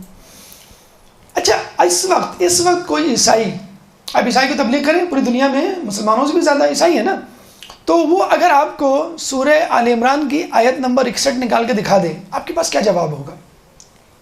ابھی ہم نے آیت پڑھی نا کہ فمن حاجک فیہ من بعد ما جاءک من العلم فقل تعالوا ندعو ابناءنا وابناءکم ونساءنا ونساءکم وانفسنا وانفسکم ثم نبتہل فنجعل لعنۃ اللہ علی الکاذبین. اگر وہ آیات آپ کو نکال کے دکھا دے، دیکھو تم کہتے ہو کہ دہشت گرد نہیں ہو، تم لوگوں کی گفتگو شروع ہی ثم نبتہل فنجعل سے ہوتی ہے، تم لوگ تو بعد میں کرتے ہو، لعنت پہلے بھیجتے ہو. تمہارا رسول چلا گیا تھا اپنے پنجتن کے ساتھ اور دعا کرنے کے لیے، لعنت بھیجنے کے لیے، وہ چھوڑو، اس کا کیا انجام ہوا اس مباحثے کا. مجھے یہ بتاؤ، تم لوگ بات کم کرتے ہو، دہشت گردی زیادہ پھیلاتے ہو. تمہارے رسول نے سب سے پہلے دہشت گردی پھیلائی. دیکھو عیسائیوں سے چاہیے تھا کہ بات کرتے، رسول سمجھاتے، اگر ہم باطل پر دے تو ہمیں قائل کرتے، اور تمہارا رسول ہمیں بد دعائیں دینے پہنچ گیا، ہم تو نہیں قبول کریں گے کبھی تمہارا اسلام. کیا جواب ہے آپ کے پاس؟ آپ اس کو بتائیے. تم نے ایک آیت پیش کی ہے مباہلہ کی. سورہ آل عمران میں 80 آیات ہیں مباہلہ کی، 80 آیات. یہ جو مباہلہ سے پہلے کہ جو حالات ہیں، کبھی آپ سنیں صادق صاحب کے 7 لیکچرز ہیں حیاۃ القلوب میں، صفحے کے صفحے بھرے میں، کہ مباہلے سے پہلے کیا ہوا تھا؟ مناظرہ. مباہلے سے پہلے کیا ہوا تھا؟ مباحثہ. مباہلے سے پہلے کیا ہوا تھا؟ مذاکرہ، مصالحہ. یہ تمام چیزیں جب ہو گئیں، لاتوں کے بت باتوں سے نہیں مانیں گے، گھی سیدھی انگلیوں سے نہیں نکلے گا. پھر اللہ نے کہا ثم نبتہل فنجعل، تم نہیں باز آؤ گے. تم لوگوں سے ڈسکشن کر لیا، بہت کر لیا، تم لوگوں نے بات نہیں مانی. 80 آیات مباہلے کے لیے، 79 مرتبہ اللہ نے سمجھایا، دیکھو مت کرو، دیکھو باز آ جاؤ. ماں اپنے بیٹے کو کتنی مرتبہ سمجھاتی ہے اور اس کے بعد دھمکی دیتی ہے کہ میں تمہیں تمہارے ابو سے پٹوا دوں گی. کتنی مرتبہ؟ 1 2 3 4 5 10 مرتبہ. 10 مرتبہ بھی شاید مانی. 2-3 مرتبہ ماں کہتی ہوگی تو بیٹا خاموش ہو جاؤ، مجھے جو ہے وہ یہ ٹی وی پہ ڈرامہ دیکھنے دو، میں نے تمہارے ابو سے شکایت کر دوں. مثلا کوئی بھی آپ مثال دے دیں، وہ تو ہمارے منہ سے نکل گیا. آپ کوئی بھی مثال وہ دے دیں کہ مجھے کھانا پکانے دو، مجھے قرآن پڑھنے دو، مجھے نماز پڑھنے دو، تمہارے ابو سے شکایت کروں گی. 1 مرتبہ 2 مرتبہ 3 مرتبہ. ذرا اس کو بلا لیجئے، یہ بہت شور کر رہا ہے یہاں پر. ہاں بھی بیٹا علی آ جاؤ. دیکھا بیٹا میں نے کہا تھا، بار بار 3 4 مرتبہ. اللہ تعالیٰ 79 مرتبہ سمجھا رہا ہے، تو کیا اللہ کا یہ حق نہیں کہ 80 مرتبہ کہا ہے کہ چلو بس آ جاؤ، بہت ہو گئی، میدان میں آ جاؤ. اگر تم کو بہت زیادہ زعم ہے نا کہ تم سچے ہو تو دیکھ لیتے کس پہ لعنت پڑے گی. عیسائی اگر کوئی یہ کہے کہ تم جنگ و جدل والے ہو اور تمہاری گفتگو جو ہے لعنت ملامت سے شروع ہوتی ہے، جی نہیں، ہماری گفتگو لعنت ملامت پہ ختم ہوتی ہے. 80ویں آیت آئی تو ہم نے کہا لعنت اللہ علی الکاذبین، لعنت ہو جھوٹوں پر. اس سے پہلے ہم نے پیار محبت سے سمجھایا انہیں عیسائیوں کو. یہودی کہا کرتے تھے قالوا لن ندخل الى الجنہ من كان هودا او نصارى تلك امانيهم قل هاتوا برهانكم ان كنتم صادقين. یہودی کہتے ہیں کہ جنت میں کوئی نہیں جائے گا، لن يدخل الجنہ ما كان الا ما كان هودا او نصارى، سوائے اس کے کہ جو یہودی ہو یا عیسائی ہو.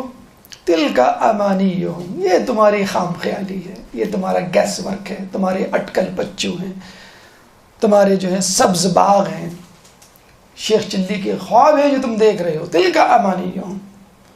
اور کس طرح پھر اللہ نے دل پہ پتھر رکھ کے کہا ہوگا ٹھیک ہے کوئی بات نہیں، قل ہاتوا برہانکم ان کنتم صادقین، ٹھیک ہے کوئی دلیل ہے تو لے آؤ. ارے خدا تو خود کہہ رہے لعنت اللہ علی الکاذبین، تو خود کہہ رہا ہے یہود و نصارانی جو ہیں وہ باطل پر ہیں، تو نے بھیجا ہی محمد کو اس لیے ہے کہ اسلام کا پیغام ہو جائے. آپ اس سے کہہ رہے ہیں، ان گمراہ فرقوں سے، مذہب والوں سے کہہ رہے ہیں قل ہاتوا برہانکم ان کنتم. آپ کو تو کہنا چاہیے تھا کہ تم لوگ جہنم میں جاؤ گے، تم لوگ اس قابل نہیں ہو، بلکہ میں سب کو ڈال دوں گا، یہود و نصارہ کو نہیں ڈالوں گا. تم نے کیوں دعویٰ کیا کہ ہمارا جنت میں قبضہ ہے، ہم جائیں گے جنت میں. اللہ اس موقع پر بھی اپنے غصے کو کنٹرول کر کے، یہ میسیج ہے اللہ کا ہمارے لیے کہ کوئی بیوقوف دشمن اہل بیت آپ کے سامنے کھڑا ہو کے کہے کہ میں مسلمان ہوں تم کافر ہو، تب بھی تم مسکرا کے کہنا قل ہاتوا برہانکم ان کنتم صادقین. آپ کے پاس کوئی دلیل ہے تو پیش کیجئے. اللہ جب یہود و نصارہ کی بات سن رہا ہے اور غور سے سن رہا ہے، ٹھنڈے دل سے سن رہا ہے اور کہہ رہا ہے کہ تم دلیل ہو تو لے کر آ جاؤ، تو آپ کو بھی چاہیے دلیل پیش کریں. تو یہ جو ہمارے خلاف پروپیگنڈا ہے ایکسٹریمزم کا جو کر رہے ہیں ان کو دہشت گردی مبارک. کوئی ایک تنظیم، کوئی ایک شخص، کوئی ایک مکتبہ فکر مذہب تشیع میں سے نہیں ملے گا جو ان کو سپورٹ کرتا ہو. کوئی ایک شخص نہیں ملے گا تو دہشت گردی کے واقعات میں جو پکڑا گیا ہو. باقاعدہ امریکہ میں بل پاس ہوا ہے کہ جن کے رشتہ دار ہلاک ہوئے 9/11 میں وہ سعودی گورنمنٹ کے خلاف کیس کر سکتے ہیں اور ان سے قصاص بلڈ منی لے سکتے ہیں. پارلیمنٹ نے بل پاس کر دیا، باراک اوباما نے ویٹو کر دیا. کیوں؟ اگر آپ نے ان پہ کیس کرنے شروع کر دیے تو ہمارے $800 ملین کا جو اسلحہ بیچنا ہے ان کو وہ نہیں خریدیں گے. وہ کیسے بکے گا؟ اس لیے روک دیا. اور سعودی گورنمنٹ خود کہہ رہی ہے کہ کیا نام کہ ہماری جو انویسٹمنٹ ہے امریکہ سے وہ ہم نکال لیں گے. تو آپ نے دیکھا کہ کس طرح جو ہے وہ ایکسٹریمزم کا لیبل لگا کے آپ کو بیوقوف بنایا جا رہا ہے. آپ کو فرسٹ ورلڈ وار کیا مسلمز اور کرسچینٹی کے درمیان ہوئی تھی؟ سیکنڈ ورلڈ وار کیا مسلمز اور جوڈازم کے ماننے والوں کے خلاف ہوئی تھی؟ ہولوکاسٹ کیا مسلمانوں نے کیا تھا؟ کروڑوں لوگ لقمہ اجل بنے، کروڑوں لوگ اس first world war, second world war اور دیگر میں. کیا کوئی مسلمان شامل تھا؟ ویتنام میں کیا مسلمان تھے؟ مسلمانوں پہ آپ نے لیبل لگایا ہے کہ ان کو کسی طرح دہشت گرد قرار کیا جائے، ان کو بار بار قاتل، چور، ڈکیت اور دہشت گرد کہا جائے تاکہ یہ مجبور ہو جائیں. ہاں ٹھیک ہے، اگر مجھے دہشت گرد کہہ رہے ہو تو میں ہوں، حالانکہ نہیں ہے. اور جہاں تک یہ بات ہے دلیل کی، تو مجھے بتائیے خدا سے زیادہ کون قادر ہوگا یہود و نصارہ اور اپنے نافرمانوں کو سزا دینے پر؟ خدا کہہ رہا ہے قُلْ هَاتُوا بُرْهَانَكُمْ إِن كُنتُمْ صَادِقِينَ کہ اگر تم اپنی بات میں سچے ہو تو دلیل لے کر آؤ. ایک درود پڑھ دیں محمد والے محمد.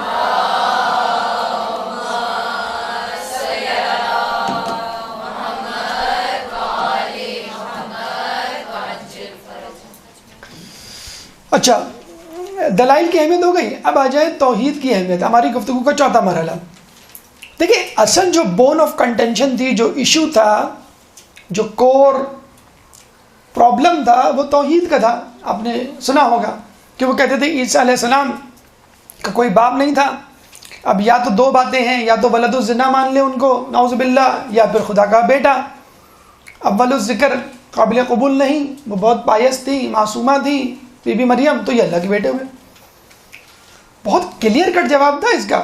رسول اللہ دے سکتے تھے، رسول اللہ نے کہا کہ میں کل جواب دوں گا. یہ بھی ہمارے لیے ایک میسج ہے. اگر بات معلوم نہ ہو یا بہت اہم بات ہو اور آپ کو خطرہ ہو کہ میں بات اگر غلطی ہو گئی تو بہت بڑا مسئلہ ہو سکتا ہے حلال حرام کا، تو آپ خاموش ہو جائیے، میں پوچھ کے بتاؤں گا. اگلے دن رسول اللہ کے پاس وحی آئی، رسول اللہ واپس آئے. اِنَّا مَثَلَ عِیسَىٰ عِنْدَ اللَّهِ كَمَثَلِ آدَمَ، سورہ آل عمران آیت نمبر 59. اِنَّا مَثَلَ عِیسَىٰ عِنْدَ اللَّهِ كَمَثَلِ آدَمَ، عیسیٰ کی مثال اللہ کے نزدیک آدم کی سی ہے. خلقہ من تراب ثم قال کن فیکون، ہم نے اسے تراب سے پیدا کیا، مٹی سے، اور پھر کہا ہو جا، اور وہ ہو گیا. الحق کو، اب یہ 60ویں آیت، 60th آیت. الحق من ربک، حق تمہارے رب کی طرف سے. کس کی طرف اشارہ کر رہا ہے اللہ؟ یہودیوں کی طرف، عیسائیوں کی طرف، مشرکوں کی طرف؟ جی نہیں، رسول کی طرف. سنیے جملہ کیا کہہ رہا ہے اللہ، بڑے سخت جملے اللہ نے 2-3 موقع پہ کہیں. وَإِن لَّمْ تَفْعَلْ فَمَا بَلَّغْتَ رِسَالَتَهُ، وہ والا جملہ کہا تھا فَاسْتَقِمْ كَمَا أُمِرْتَ، استقامت کا مظاہرہ کرو جیسا کہ کہا گیا ہے. یہ بھی بڑا ایک سخت جملہ تھا سورہ ہود کا. رسول نے کہا تھا سورہ ہود نے مجھے بوڑھا کر دیا. یہ بھی ایک بڑا سخت جملہ. الحق من ربک، حق تمہارے رب کی طرف سے. فلا تکم من الممترین، اور تم شک کرنے والوں میں سے نہ ہو جا. اے اللہ تو کس کو کہہ رہا ہے شک کرنے کا؟ رسول کو جو رحمت للعالمین ہے، جس نے تجھ سے دو بدو بات کی، جنت دوزخ کو اپنی آنکھوں سے دیکھا، جس میں جبرائیل اترتے ہیں، تو ان کو کہہ رہا ہے کہ تم شک مت کرنا. بتانے کے لیے کہ اتنی ازہر من الشمس بات ہے کہ تم بھی ہوشیار رہنا اس بات میں. تو اگر تم نہیں شک کرنا تو اور لوگوں تو بدرجہ اولا شک نہیں کرنا چاہیے. فلا تکم من الممترین، اور تم شک کرنے والے میں سے نہیں ہو جانا. اور جب یہ بات کہہ دی پھر کہا فمن حاجک فیہ من بعد من العلم، جو ہے نا من العلم، اس علم کے بعد، اس علم کے آ جانے کے بعد تم سے کٹ حجتی کریں تو کون سا علم؟ یہ والا، ان مثل عیسیٰ عند اللہ کمثل آدم خلقہ من تراب ثم قال کن فیکون. اس علم کے بعد یہ جو آیت ہے، تو اللہ تعالیٰ نے 80 آیت میں ایکسپلین کیا توحید کو، اللہ تعالیٰ نے ایکسپلین کیا دلائل کو. اچھا ابھی جو ہم نے بات کی کہ توحید جو اصل ایشو تھا، تو اس میں سورہ آل عمران کی آیت نمبر 64 میں اس توحید کا تذکرہ اللہ تعالیٰ نے بہت لطیف پیرائی میں اور بہت وضاحت کے ساتھ کیا ہے. اس سے پہلے جو دعوت تبلیغ کے حوالے سے ہم نے آیت پڑھی تھی، آپ کے سامنے کیا پڑھی تھی کہ قل یا اہل الکتاب تعالوا، تعالوا کے بعد ندعو نہیں آیا، ابناءنا نہیں آیا، سختی والا لہجہ نہیں آیا. تعالوا کا مطلب یہ نہیں ہوتا ہے ہر مرتبہ سختی. باپ اپنے بیٹے بلاتے ہیں آ جاؤ بیٹا ادھر آ جاؤ، ابو آ گئے ہیں بس ڈنڈا لے کے بیٹے، نہیں بیٹا میں آپ کے لیے آئس کریم لے کر آیا ہوں. سو تعالوا الی کلمۃ سواء بینا و بینکم، کہ اہل کتاب آؤ اس کلمے کی طرف جو تمہارے ہمارے درمیان مشترکہ ہے. یہ ہم نے آیت ادھوری چھوڑ دی تھی پہلے، اب اس کو مکمل کرتے ہیں. کون سا کلمہ مشترکہ ہے؟ اللہ نعبد الا اللہ، کہ ہم اللہ کے سوا کسی کی عبادت نہیں کریں گے. ولا نشرک بہ شیئا، اور اس میں کسی کو شریک نہیں ٹھہرائیں گے. ولا یتخذ بعضنا بعضا اربابا من دون اللہ، اور ہم میں سے کوئی اللہ کو چھوڑ کر ایک دوسرے کو خدا نہیں بنائے گا. آپ نے دیکھا اللہ نے توحید کا تذکرہ کس طرح کیا ہے. پہلی مرتبہ کہا ہے اللہ نعبد الا اللہ، کہ ہم اللہ کے سوا کسی کی عبادت نہیں کریں گے. کافی تھا، انف، اچھی طرح ایکسپلین کر دیا اللہ. اب مزید وضاحت کی کیا؟ نہیں، بہت امپورٹنٹ بات ہے. لیٹ می سے اٹ ان انادر وے، ایک اور طریقے سے اس بات کو سن لیں آپ. ولا نشرک بہ شیئا، اور اس میں کسی کو شریک بھی نہیں ٹھہرائیں گے. اچھا دوسری مرتبہ دوسرے انداز سے، ٹھیک ہے کافی ہے. نہیں، ایک اور انداز سے مجھے سمجھانے دو. ایک اور قسم کا شرک ہوتا ہے جو لوگ کرتے ہیں اور سمجھتے نہیں ہیں یہ شرک ہے. کون سا شرک ہے؟ ولا یتخذ بعضنا بعضا اربابا من دون اللہ، اور ہم میں سے کوئی ایک دوسرے کو خدا کو چھوڑ کر ایک دوسرے کو خدا نہیں بنائے گا. فإن تولوا، اور اگر کوئی ایسا کرے، کیونکہ جو لوگ تھے وہاں پہ وہ روگردانی کرتے تھے، تو اگر کوئی کہے فقولوا اشہدوا بأننا مسلمون، تو ان سے کہنا، گواہ رہنا کہ میں مسلمان ہوں، تمہاری طرح نہیں ہوں. 3 مرتبہ ایکسپلین کرنے کی ضرورت کیا تھی؟ توحید کی حیثیت سے ہم بات کر رہے ہیں کہ آپ نے کہا کہ اللہ کے سوا کسی کی عبادت نہیں کریں گے، آپ نے کہا کہ ہم کسی کو شریک نہیں ٹھہرائیں گے. اب اللہ نے یہ جو بات کی، اس بات کو ایک صحابی نے پکڑ لیا کہ ہم اللہ کے سوا یعنی اللہ کو چھوڑ کر ایک دوسرے کو خدا نہیں بنائیں گے. عدی بن حاتم نام تھا اس کا، وہ پہلے عیسائی تھا پھر مسلمان ہو گیا. رسول اللہ کے پاس کہا جو اربابم ہے وہ کس کی طرف اشارہ ہے؟ رسول نے کہا عیسائی علماء کی طرف.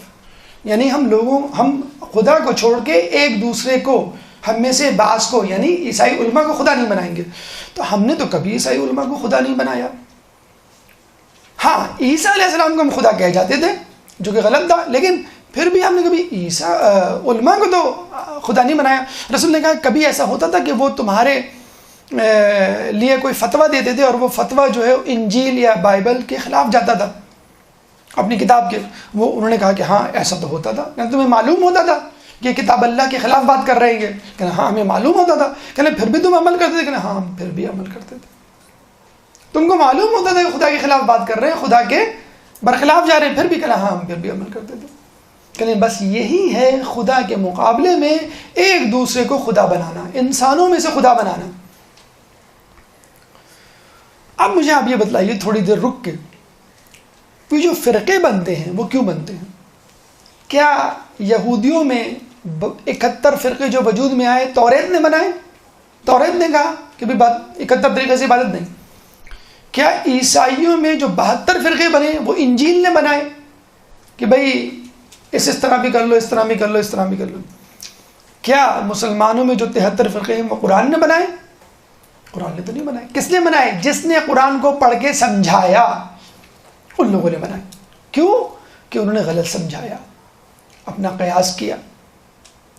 جو تفسیر تھی وہ نہیں بیان کی. مولا علی لائے تھے نا تفسیر لکھ کر قرآن کی, 6 مہینے جو بالکل رو پہنچ رہے تھے, گھر میں تنہا رہے تھے, اور لے کر آئے تھے, دیکھو میں نے ہر آیت کو اس کی تنزیل, اس کے اشارے, تفصیل کے ساتھ جمع کر لیا ہے. لوگوں نے کہا ہمیں تمہارا قرآن نہیں چاہیے.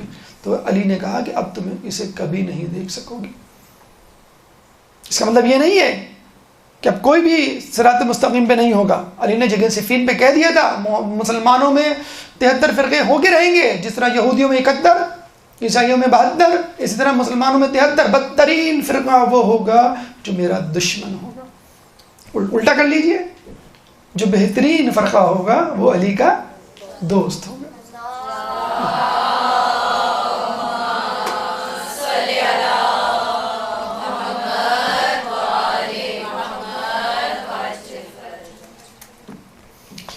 تو ہمارے یہاں جو گروہ بندیاں ہیں, فرقہ بندیاں ہیں, مسالک ہیں, وہ اس وجہ سے ہیں کہ قرآن تو ایک ہے, قرآن کو پڑھ کر سمجھانے والے اور ہیں. اور کیوں ایسا وہ کر جاتے ہیں غلطیاں؟ اس لیے کہ قرآن اس ذریعے سے نہیں سمجھاتے کہ جس ذریعے سے سمجھانا چاہیے. دیکھیں, قرآن نے 80 آیات پیش کی نا مباہلے کے لیے, نہیں سمجھ میں آیا, قرآن سے بات نہیں سمجھ میں آئی نا, تو پھر کس کو لے کر آئے بات سمجھانے کے لیے؟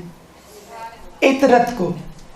قرآن و اطرت, کہ میں اپنے پیچھے 2 گرہ قدر چیزیں چھوڑے جا رہا ہوں, یہ ایک دوسرے سے جدا نہیں ہوں گی جب تک حوض کوثر پر میرے پاس نہ پہنچ جائیں.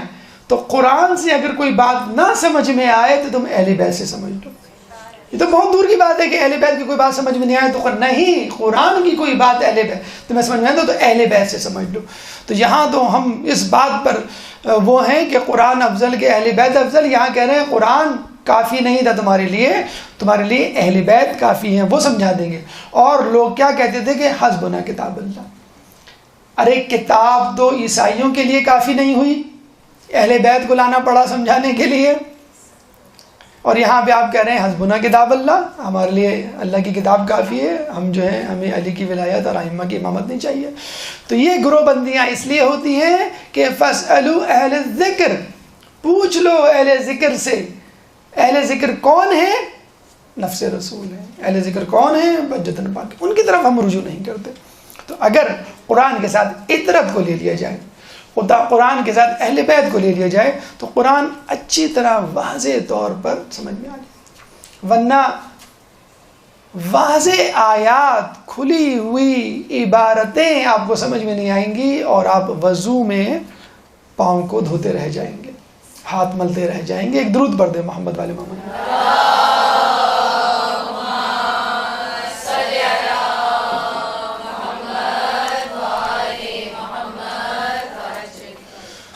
تو ہم نے پہلا پیغام آپ کو پہنچایا علم دین کی اہمیت, دوسرا پیغام آپ کو پہنچایا علم دین میں عورتوں کی, تبلیغ دین میں عورتوں کی اہمیت, تیسرا پیغام آپ کو پہنچایا دلائل کی اہمیت, چوتھا پیغام آپ کو پہنچایا کہ توحید کی اہمیت, پانچواں پیغام ایمان باللہ.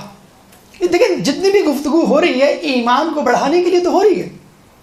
اور رسول اللہ کا ایمان ایسا تھا کہ اللہ نے یہ نہیں کہا فنسأل نبتہل فنجعل, فنسأل کا لفظ نہیں استعمال کیا, فنجعل, کہ ہم قرار دیں کس پر؟ جھوٹوں پہ اللہ کی لعنت. یعنی لعنت ہمارے ہاتھ میں ہے اور ہم کسی پہ بھی ڈال دیں. ہم اللہ سے دعا نہیں کریں گے اے اللہ جو جھوٹا ہے اس پہ لعنت دے, نہیں, ہم یہ کہیں گے جو جھوٹا ہے اس پہ لعنت آ جائے, یعنی گویا ہمارے قبضے میں ہے. فنجعل لعنت اللہ علی الکاذبین, فنجعل لعنت اللہ کہنا چاہیے تھا, اے اللہ ہم تجھ سے سوال کرتے ہیں کہ لعنت بھیج دے, نہیں, فنجعل تمہارے ہاتھ میں ہے لعنت. جیسے پانی کا گلاس میرے ہاتھ میں, میں کسی پہ پانی پھینک دوں, لعنت میرے ہاتھ میں کسی پہ بھی پھینک دوں. اگر تم کو اپنے اوپر زعم ہے کہ تم سچے ہو تو یقیناً اللہ کی رضا تمہارے ہاتھ میں ہوگی, اس لیے فنجعل کا لفظ استعمال کیا. اور یہ وہی ایمان ہے کہ جس کو اپنے دل میں رکھتے ہوئے رسول کے جد ابراہیم آتش نمرود میں کود پڑے. یہ وہی ایمان ہے کہ جس کو ابراہیم کے جد نوح اپنے دل میں لیتے ہوئے کشتی میں سوار ہوئے کہ اللہ مجھے بچا لے گا اور تمام جو ہے دنیا چاہے ڈوب جائے میں بچ جاؤں گا. تو جس طرح نوح کی کشتی میں بیٹھنے والے بچ گئے، اسی طرح اہل بیت کی کشتی میں بیٹھنے والے بھی بچ جائیں گے. درود پڑھ دیں محمد والے محمد.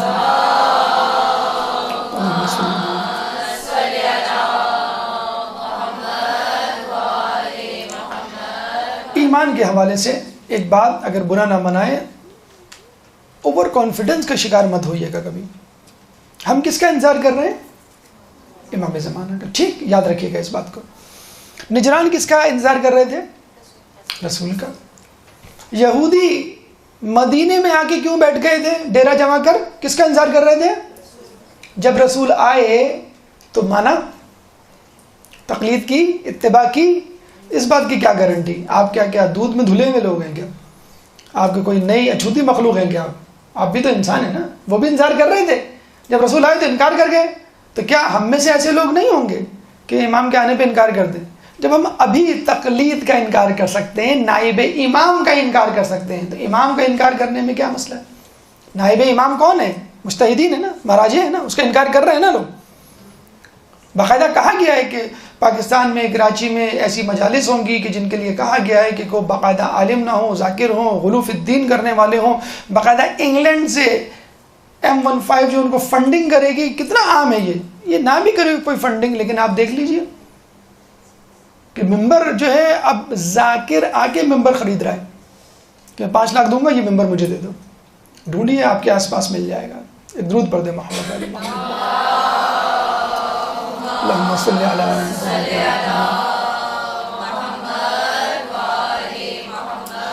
تو اس ایمان کا صحیح استعمال کیجئے، تجدید ایمان کرتے رہیے، ورنہ یہ ممکن ہے. روایتوں میں آیا ہے کہ جب امام اور سید حسنی کا لشکر آمنے سامنے ہوں گے، سید حسنی امام سے معجزات طلب کریں گے، امام معجزات دکھائیں گے، تو سید حسنی کے ساتھ بہت سارے لشکری منحرف ہو جائیں گے کہ امام نہیں ہے، جادوگر.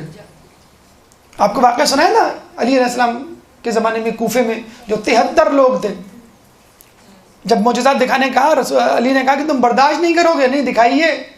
71 لوگ جب واپس آئے، مسجد میں نماز پڑھی، پھر دوبارہ وہی معجزہ. ایک جو تھا وہ بھی صرف ایک باقی رہ گیا. اس بات کی کیا گارنٹی؟ چھٹے امام، امام جعفر صادق علیہ السلام. اللہم صلی علی محمد.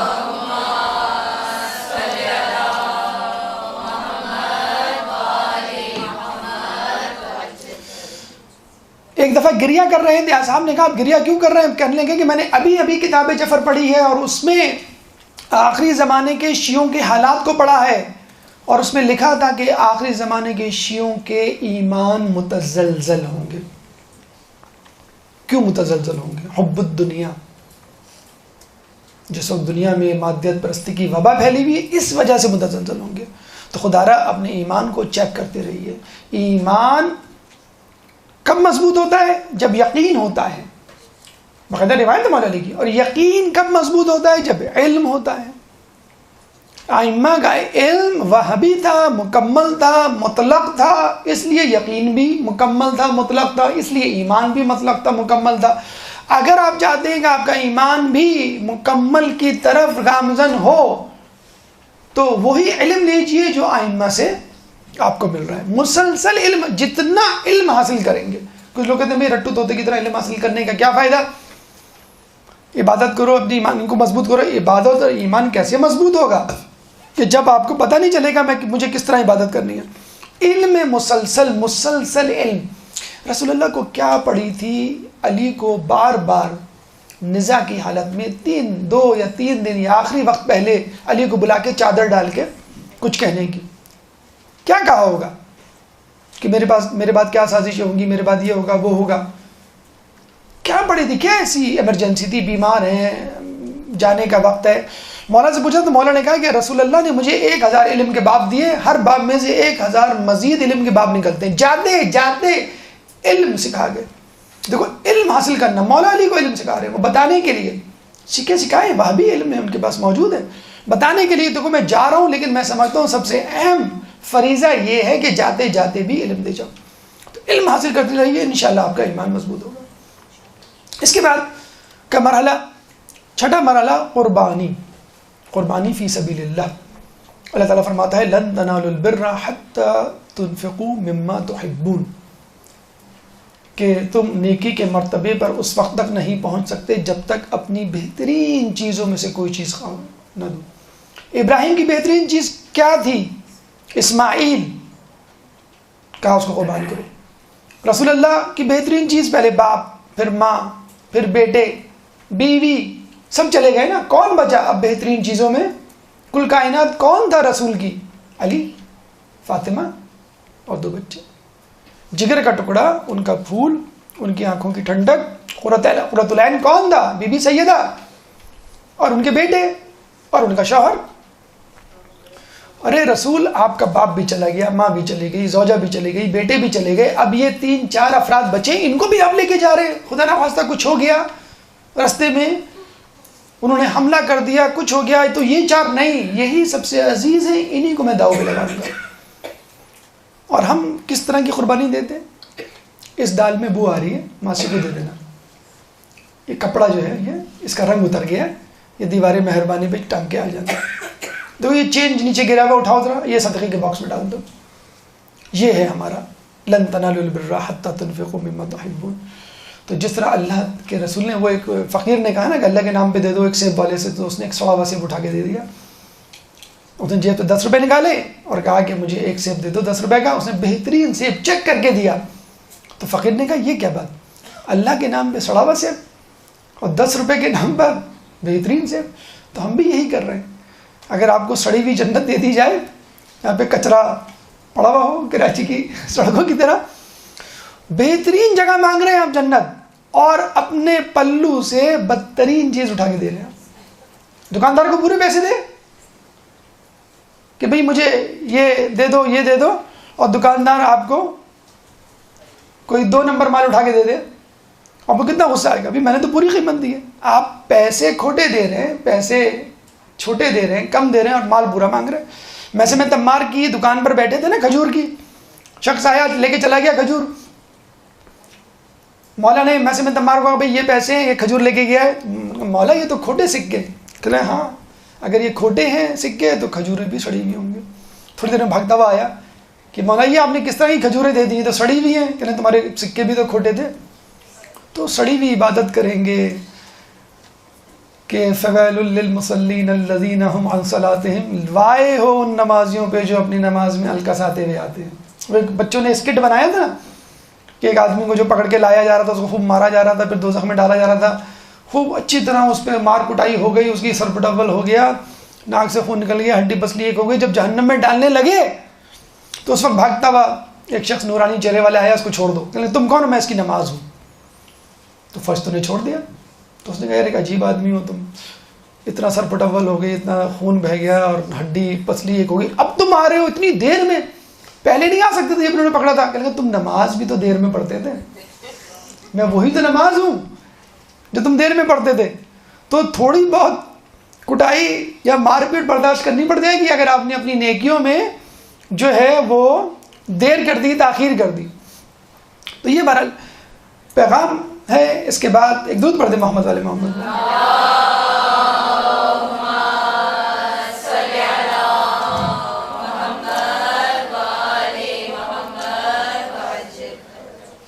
ساتواں مرحلہ نمود و نمائش، یا چھٹا مرحلہ ہے میرے خیال میں، 7واں مرحلہ نمود و نمائش. دیکھیں یہ جب آئے تھے عیسائی تو بہترین زرق برق لباس پہنے ہوئے تھے، ٹھیک، سونے کی انگوٹھی، ریشمی لباس. تو رسول اللہ نے ان کی طرف دیکھا تک نہیں. تو اب یہ عیسائی گئے متمول قسم کے افراد کے پاس اور کہنے لگے کہ بھائی یہ رسول بات نہیں کر رہے، ہم تو بات کرنے آئے. انہوں نے کہا ان کے پاس جاؤ، یہ بتا دیں گے تم کو. تو ان صاحب کے پاس گئے، انہوں نے بتا دیا رسول اللہ سے مشورہ کیے بغیر کہ اپنے کپڑے تبدیل کرو، عام سے سیدھے سادے کپڑے پہن کے. کون تھا بتانے والا؟ مولا علی نفس رسول، جو رسول کو دیکھے بغیر بتلا دے رسول کا مزاج، رسول کا موڈ کیسا ہے. وہ سیدھے سادے کپڑے پہن کر آئے. مجھے بتائیے یہ کیا میسیج رسول اللہ دینا چاہ رہے ہیں کہ جو مذہبی اجتماعات ہیں، مذہبی جگہیں، وہاں سیدھے سادے عام سے کپڑے پہن کر آؤ، زرق برق لباس پہن کر نہ آؤ. برا نہیں منائیے گا، محرم آنے والی ہے. اچھا ہم نے بڑی تحقیق کی تو پتہ چلا کہ 4 عیدیں، 2 عید الفطر عید الاضحیٰ والی مسلمانوں کی اور 2 ہماری اضافی. ایک دفعہ ہم بازار سے گزرے تو پتہ چلا کہ ایک 5ویں عید بھی ہے. دکاندار سے پوچھا، اس نے کہا کالی عید. آپ کو معلوم نہیں شیعوں کی ایک کالی عید بھی ہوتی ہے, آپ 2 اضافی عید نہیں مناتے, 3 اضافی عید مناتے ہیں. انہوں نے کہا کیسے؟ کہنے لگے یہ جوڑے لے کے جائیں گے ابھی آپ, ہر مجلس کا ایک نیا جوڑا ہوگا. مجھے بتلائیے, امام کا قول ہے, ہمارے دوسرے امام کا قول ہے کہ اپنی عورت کو زیادہ جوڑے نہ بنوا کر گھر سے جانے سے روکو. جو عورت بازار میں بہترین زرق برق چمکدار قسم کا جوڑا, چاہے وہ کالا ہی کیوں نہ ہو. اچھا یہ بتا دوں, مغربی ممالک میں جو نائٹ ڈریس ہوتا ہے تقریبات کا, وہ بلیک ہوتا ہے. جتنی تقریبات ہوتی ہیں فلم انڈسٹریز کی آپ دیکھ لیں, بلیک ڈریس پہنتے ہیں, وہ یہ رول ہے ان کے. تو وہ لوگ تو بالکل بھی یقین نہیں کریں گے آپ پر کہ بلیک ڈریس آپ نے اس کے لیے پہنا ہے, اور جس طرح زرق برق پہنا ہے آپ نے. تو مجھے یہ بتائیے کہ یہ عیسائیوں والی تقلید نہیں ہے کہ جس طرح وہ زرق برق لباس پہن کر آئے تھے امپریس کرنے کے لیے, ہم بھی جاتے ہیں دوسروں کو دکھانے کے لیے. ایک عورت جو نیا زرق برق لباس پہنے گی, کیا وہ چاہے گی کہ پراپر طور پہ حجاب ہو؟ اس کو تو حجاب بھی ایسا ہوگا کہ نظر آئے کہ اس نے اندر کیا پہنا ہے. اس کا کوٹ, اسکارف, اس کی چادر, اس کا مخنا, جو بھی چیز وہ پہنے گی حجاب, وہ کبھی بھی 100% اپنے لباس کو نہیں چھپائے گی. کیوں چھپائے گی؟ وہ اس نے پہنا ہی اس لیے کہ وہ لوگوں کو دکھائے. تو یاد رکھیے, جس طرح رسول نے منہ پھیر لیا عیسائیوں سے, کیا بی بی سیدہ آپ سے منہ نہیں پھیر لیتی ہوں گی کہ تم میری مجلس میں رونے آئی ہو یا لباس دکھانے آئی ہو؟ یہاں موجود ہوں گے ایسے لوگ, آپ ان سے پوچھ لیں, اپنی امی سے پوچھ لیں, لوگ پہلے پرانے لباسوں کو کالا رنگوا کر پہنتے تھے. دکانوں کی, کپڑوں کی دکانوں پر رش نہیں ہوتا تھا, رنگ ریزوں کی دکانوں پہ رش ہوتا تھا. اب جو ہے نیا جوڑا پہنے بغیر گزارا نہیں ہے. لگتا تھا لوگ جب مجلس میں آتے تھے کہ یہ پرانا لباس پہن کر آیا ہے, یہ رنگا ہوا لباس پہن کر آیا. کیوں؟ کہ مجلس میں آیا ہے, رونے دھونے آیا ہے, کہ لوگوں کو دکھانے کے لیے تو نہیں آیا ہے. تو یہ بھی ایک میسیج ہے کہ اپنی مذہبی اجتماعات میں آئیں تو پورے جو ہیں تقدس کے ساتھ آئیں, اور خواتین ہونے کے ناطے حجاب کے ساتھ آئیں. اگر کالے کپڑے پہننے اور خریدنے پڑ جائیں, نئے خریدنے بھی پڑ جائیں, تو ایسے لباس کا انتخاب کو کہ لگے نا کہ آپ کسی جشن کی تیاری کے لیے آئیں, اور خصوصی طور پہ آپ نے اس کے لیے یہ سلوایا. نمود نمائش. اس کے بعد آئیے حب دنیا, ہماری گفتگو کا 8واں مرحلہ, حب دنیا. یہ جو 3 افراد تھے, اس میں سے 2 افراد حاتب اور طیب, یہ عاقب اور طیب, یہ رسول کے پاس آئے. تو رسول اللہ نے ان سے کہا کہ کیا تم اسلام قبول نہیں کرو گے؟ تو انہوں نے کہا کہ ہم نے اسلام قبول کر تو لیا ہے. انہوں نے کہا ہم نے اسلام اس لیے قبول کیا, ہم نے اسلام قبول کر لیا. انہوں نے کہا اسلام نہیں قبول کیا, تم نے جو ہے اس لیے نہیں قبول کیا ہے کہ تم صلیب کی محبت, خنزیر کی محبت اور شراب خوری کی محبت میں گرفتار. مجھے بتائیے کون سی ایسی محبتیں تھیں جن کو وہ قربان نہیں کر سکتے تھے؟ ہمارا حال بھی یہی ہے کہ مذہب اہل بیت کو مانتے ہیں, اسلام کو برحق مانتے ہیں, لیکن پھر بھی حلال حرام سے نہیں آگے بڑھتے, فکر نہیں کرتے ان کی کہ ہمیں کیا کرنا ہے کہ کیا نہیں کرنا. تو یہ عادتیں ہیں, یہ محبتیں ہیں جو ہمیں اسلام سے عمل کرنے کے روکتی ہیں. اس کے بعد 9واں مرحلہ جھوٹوں کی مذمت.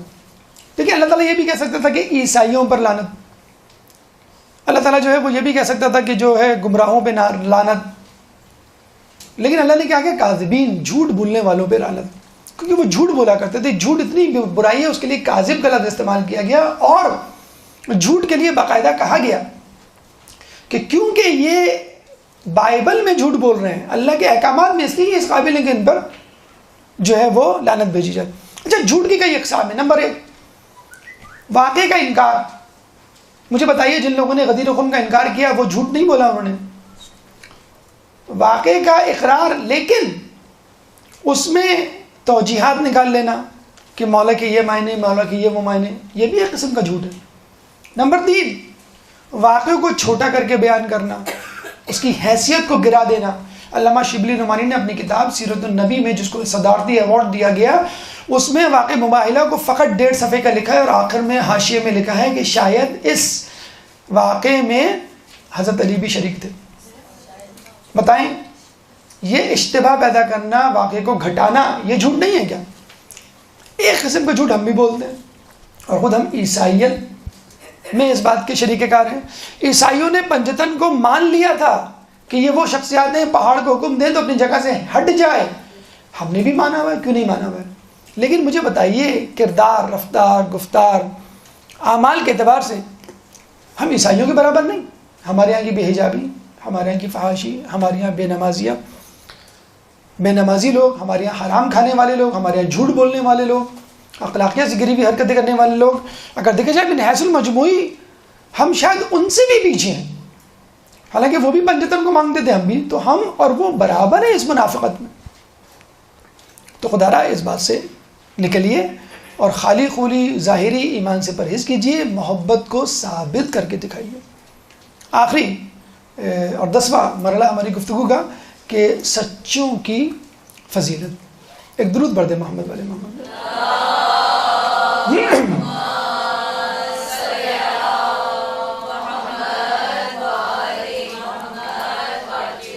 دیکھیے یہ جو آیت ہے، جیسے ہم نے بتایا کہ علی کی فضیلت تمام مصاحف پہ ثابت کرتی ہے، واقعی ایک ایسی آیت ہے کہ جو غدیر خم کا ایک وضاحت نامہ ہے. حاکم شام کے دربار میں ایک شخص بیٹھا ہوا تھا، تو حاکم شام نے کہا کہ تم علی پہ تبرہ کیوں نہیں کرتے؟ تو اس نے کہا کہ علی کی 3 فضیلتیں ایسی ہیں کہ جن کی وجہ سے میں ان پہ تبرہ نہیں کر سکتا. ایک فضیلت وہ ہے جو آیہ مباہلہ میں اللہ نے انفسنا ان کے لیے لفظ استعمال کیا، اس لیے جو ہے میں جو ہے وہ ان پہ تبرہ نہیں کر سکتا. یہی وہ سچے ہیں کہ جب انہوں نے دعوت تبلیغ کا اظہار کیا، اپنے آپ کو رسول ظاہر کیا، تو اس سے پہلے وہ صادق مشہور ہو گئے. یہی وہ سچے ہیں جب انہوں نے اپنا فقہ مدون کروایا تو اس کی تدوین سے پہلے صادق مشہور ہو گئے. اور الحمدللہ اللہ کا شکر ہے کہ ہم پہلے صادق کو بھی مانتے ہیں، دوسرے صادق کو بھی مانتے ہیں. پہلے صادق کو مان کر ہم مسلمان کہلائے اور دوسرے صادق کو مان کر ہم مومن کہلائے. تو ان سچوں کے کونوا مع الصادقین کا کیا مطلب ہے؟ انہی صادقین، ان 2 صادقین کے ساتھ آپ شامل ہو جائیں، اہل بیت کے ساتھ شامل ہو جائیں کہ جنہوں نے واقع مباہلہ میں گواہی دی. اگر رسول اللہ چاہتے تو ابناءنا، بیٹوں میں جب ان کا کوئی بیٹا نہیں تھا تو کسی کو بھی لے جاتے. حقیقی بیٹے تو نہیں تھے، وہ تو نوازے تھے، بتانے کے لیے کہ یہی میرے بیٹے ہیں، انہی سے میری نسل چلے گی. نساءنا میں تو اور دائرہ وسیع تھا، عورتوں کو لاؤ، بیٹی کا لفظ نہیں استعمال کیا. تو عورتوں میں ازواج تھیں اور دیگر لوگ بھی تھے، کسی کو بھی لے جاتے، گھر کی عورتیں کہہ گئے. انفسنا میں تو اللہ نے حد کر دی، یہ نہیں کہا کہ اپنے بھائیوں کو لاؤ. دیکھیں ترتیب یہ ہونی چاہیے نا، بیٹوں کو لاؤ، عورتوں کو لاؤ، یا بیویوں کو یا بیٹیوں کو لاؤ. کوئی لفظ استعمال ہوتا بیویوں کا، عورتوں کا، اور اس میں آگے بھائی کا لفظ استعمال ہوتا بیٹوں کے بعد کہ تم اپنے بھائیوں کو لاؤ. انفسنا کا لفظ استعمال ہوا، یعنی تم اپنے نفس کو لے کر آؤ، جس کو تم سمجھو تمہارا متبادل وزیر جانشین وسیع وارث ہوگا. تو رسول چاہتے ہیں لاکھوں اصحاب میں سے کسی کا بھی انتخاب کر لیتے، فقط جو ہے وہ حضرت علی کا انتخاب کیا، بتلانے کے لیے کہ یا تو میرا کام میں کر سکتا ہوں یا علی. مباہلہ جب ہو گیا تو عیسائیوں نے اشارہ کیا، ہاتھ ہلائے کہ ہم آپ سے بات کرنا چاہتے ہیں. تو رسول اللہ نے علی سے کہا کہ جاؤ بات کرو، یہ جن شرائط میں بھی بات کریں تم جیسا سمجھو صلح کر لینا، تم جیسا سمجھو ان کی بات مان لینا. یہ نہیں کہا کہ مجھے آگے بتاؤ. تو حضرت علی گئے، انہوں نے پھر کہا کہ ہم اتنے 1000 جوڑے دیں گے، اتنی زرے دیں گے، اتنے تلوار دیں گے، اتنے گھوڑے وغیرہ دیں گے ہر سال. تو حضرت علی نے کہا کہ میں نے اس بات پر صلح کر لیا. رسول اللہ نے کہا کہ تم نے بالکل صلح کی. تو یہ ہے علی کی فضیلت، جس کی وجہ سے غدیر خم میں رسول اللہ نے ان کو من کنت مولا ہو فہذا علی مولا کا مصداق قرار دیا. آخر میں کلام آخر کے طور پہ ہم نے جو کہا تھا کہ صحت اور تعلیم کو پکڑا ہوا ہے عیسائی دنیا میں. ایک تیسری چیز کو آج کل پکڑا ہوا ہے، امیگریشن. باقاعدہ مسلمانوں کے لیے خصوصی طور پر امیگریشن کے دروازے کھول دیے گئے ہیں. یورپ، کینیڈا، امریکہ، دوسری جگہوں پر باقاعدہ بڑے بڑے پادری ان کو ریسیو کرتے ہیں اور ان کو جو ہے وہ ویلکم کہہ رہے ہیں. کل کی خبر ہے، اس درس کی تیاری کے بعد ہم نے کلک کر کے دیکھا کوئی کرسچن ورلڈ میں کوئی خبر، تو اتفاق سے کل کی خبر ہے کہ پوپ فرانسس 4 اس وقت جو پوپ ہیں، انہوں نے کہا ہے کہ ہم عنقریب مسلمانوں سے ڈائلاگ کریں گے. ارے بھائی کس بات کا ڈائلاگ؟ مباہلے میں آپ ہار چکے ہیں. وہ ڈائلاگ کریں گے ان لوگوں سے جو مسلمانوں کے حقیقی نمائندے نہیں ہیں، جو دہشت گرد ہیں، جو ایکسٹریمزم کو پروموٹ کر رہے ہیں، ان سے کریں، یا پھر ان لوگوں سے کریں گے جن کا دور دور سے اسلام سے کوئی تعلق نہیں ہے، ملحدوں سے بات کریں گے اور ان کو قائل کریں گے کہ تم جو ہے وہ عیسائیت کے قریب آ جاؤ، یا کم از کم ہمارے خلاف جو جنگ و جہاد ہے وہ چھوڑ دو. دجال جب آئے گا تو روٹیاں دے گا، ایمان خریدے گا. تو فی الحال روٹی کا نام امیگریشن ہے. جو لوگ مغربی ممالک موجود ہیں اگر وہ جا چکے تو کوئی بات نہیں، آپ وہیں پر امام کے لشکر کو ترتیب دیں، کیونکہ امام کی نصرت کے لیے کسی فقط ایک جگہ سے، ایک کونے سے لشکر نہیں آئے گا، دنیا کے کونے کونے سے ان کی مدد کے لیے، ان کی نصرت کے لیے ان کے آوان و انصار آئیں گے. اللہ تعالیٰ سے دعا ہے کہ ہمیں عید مباہلہ اور عید غدیر کا پیغام حاصل کرنے کی توفیق عطا فرما، اہل بیت کی پیروی کرنے کی توفیق عطا فرما، امام کے ظہور میں تعجیل فرما اور ہمیں ان کے انصار و آبان میں شامل فرما. ربنا تقبل منا انك انت السميع العليم وتب علينا انك انت التواب الرحيم برحمتك يا ارحم الراحمين. يا مولاي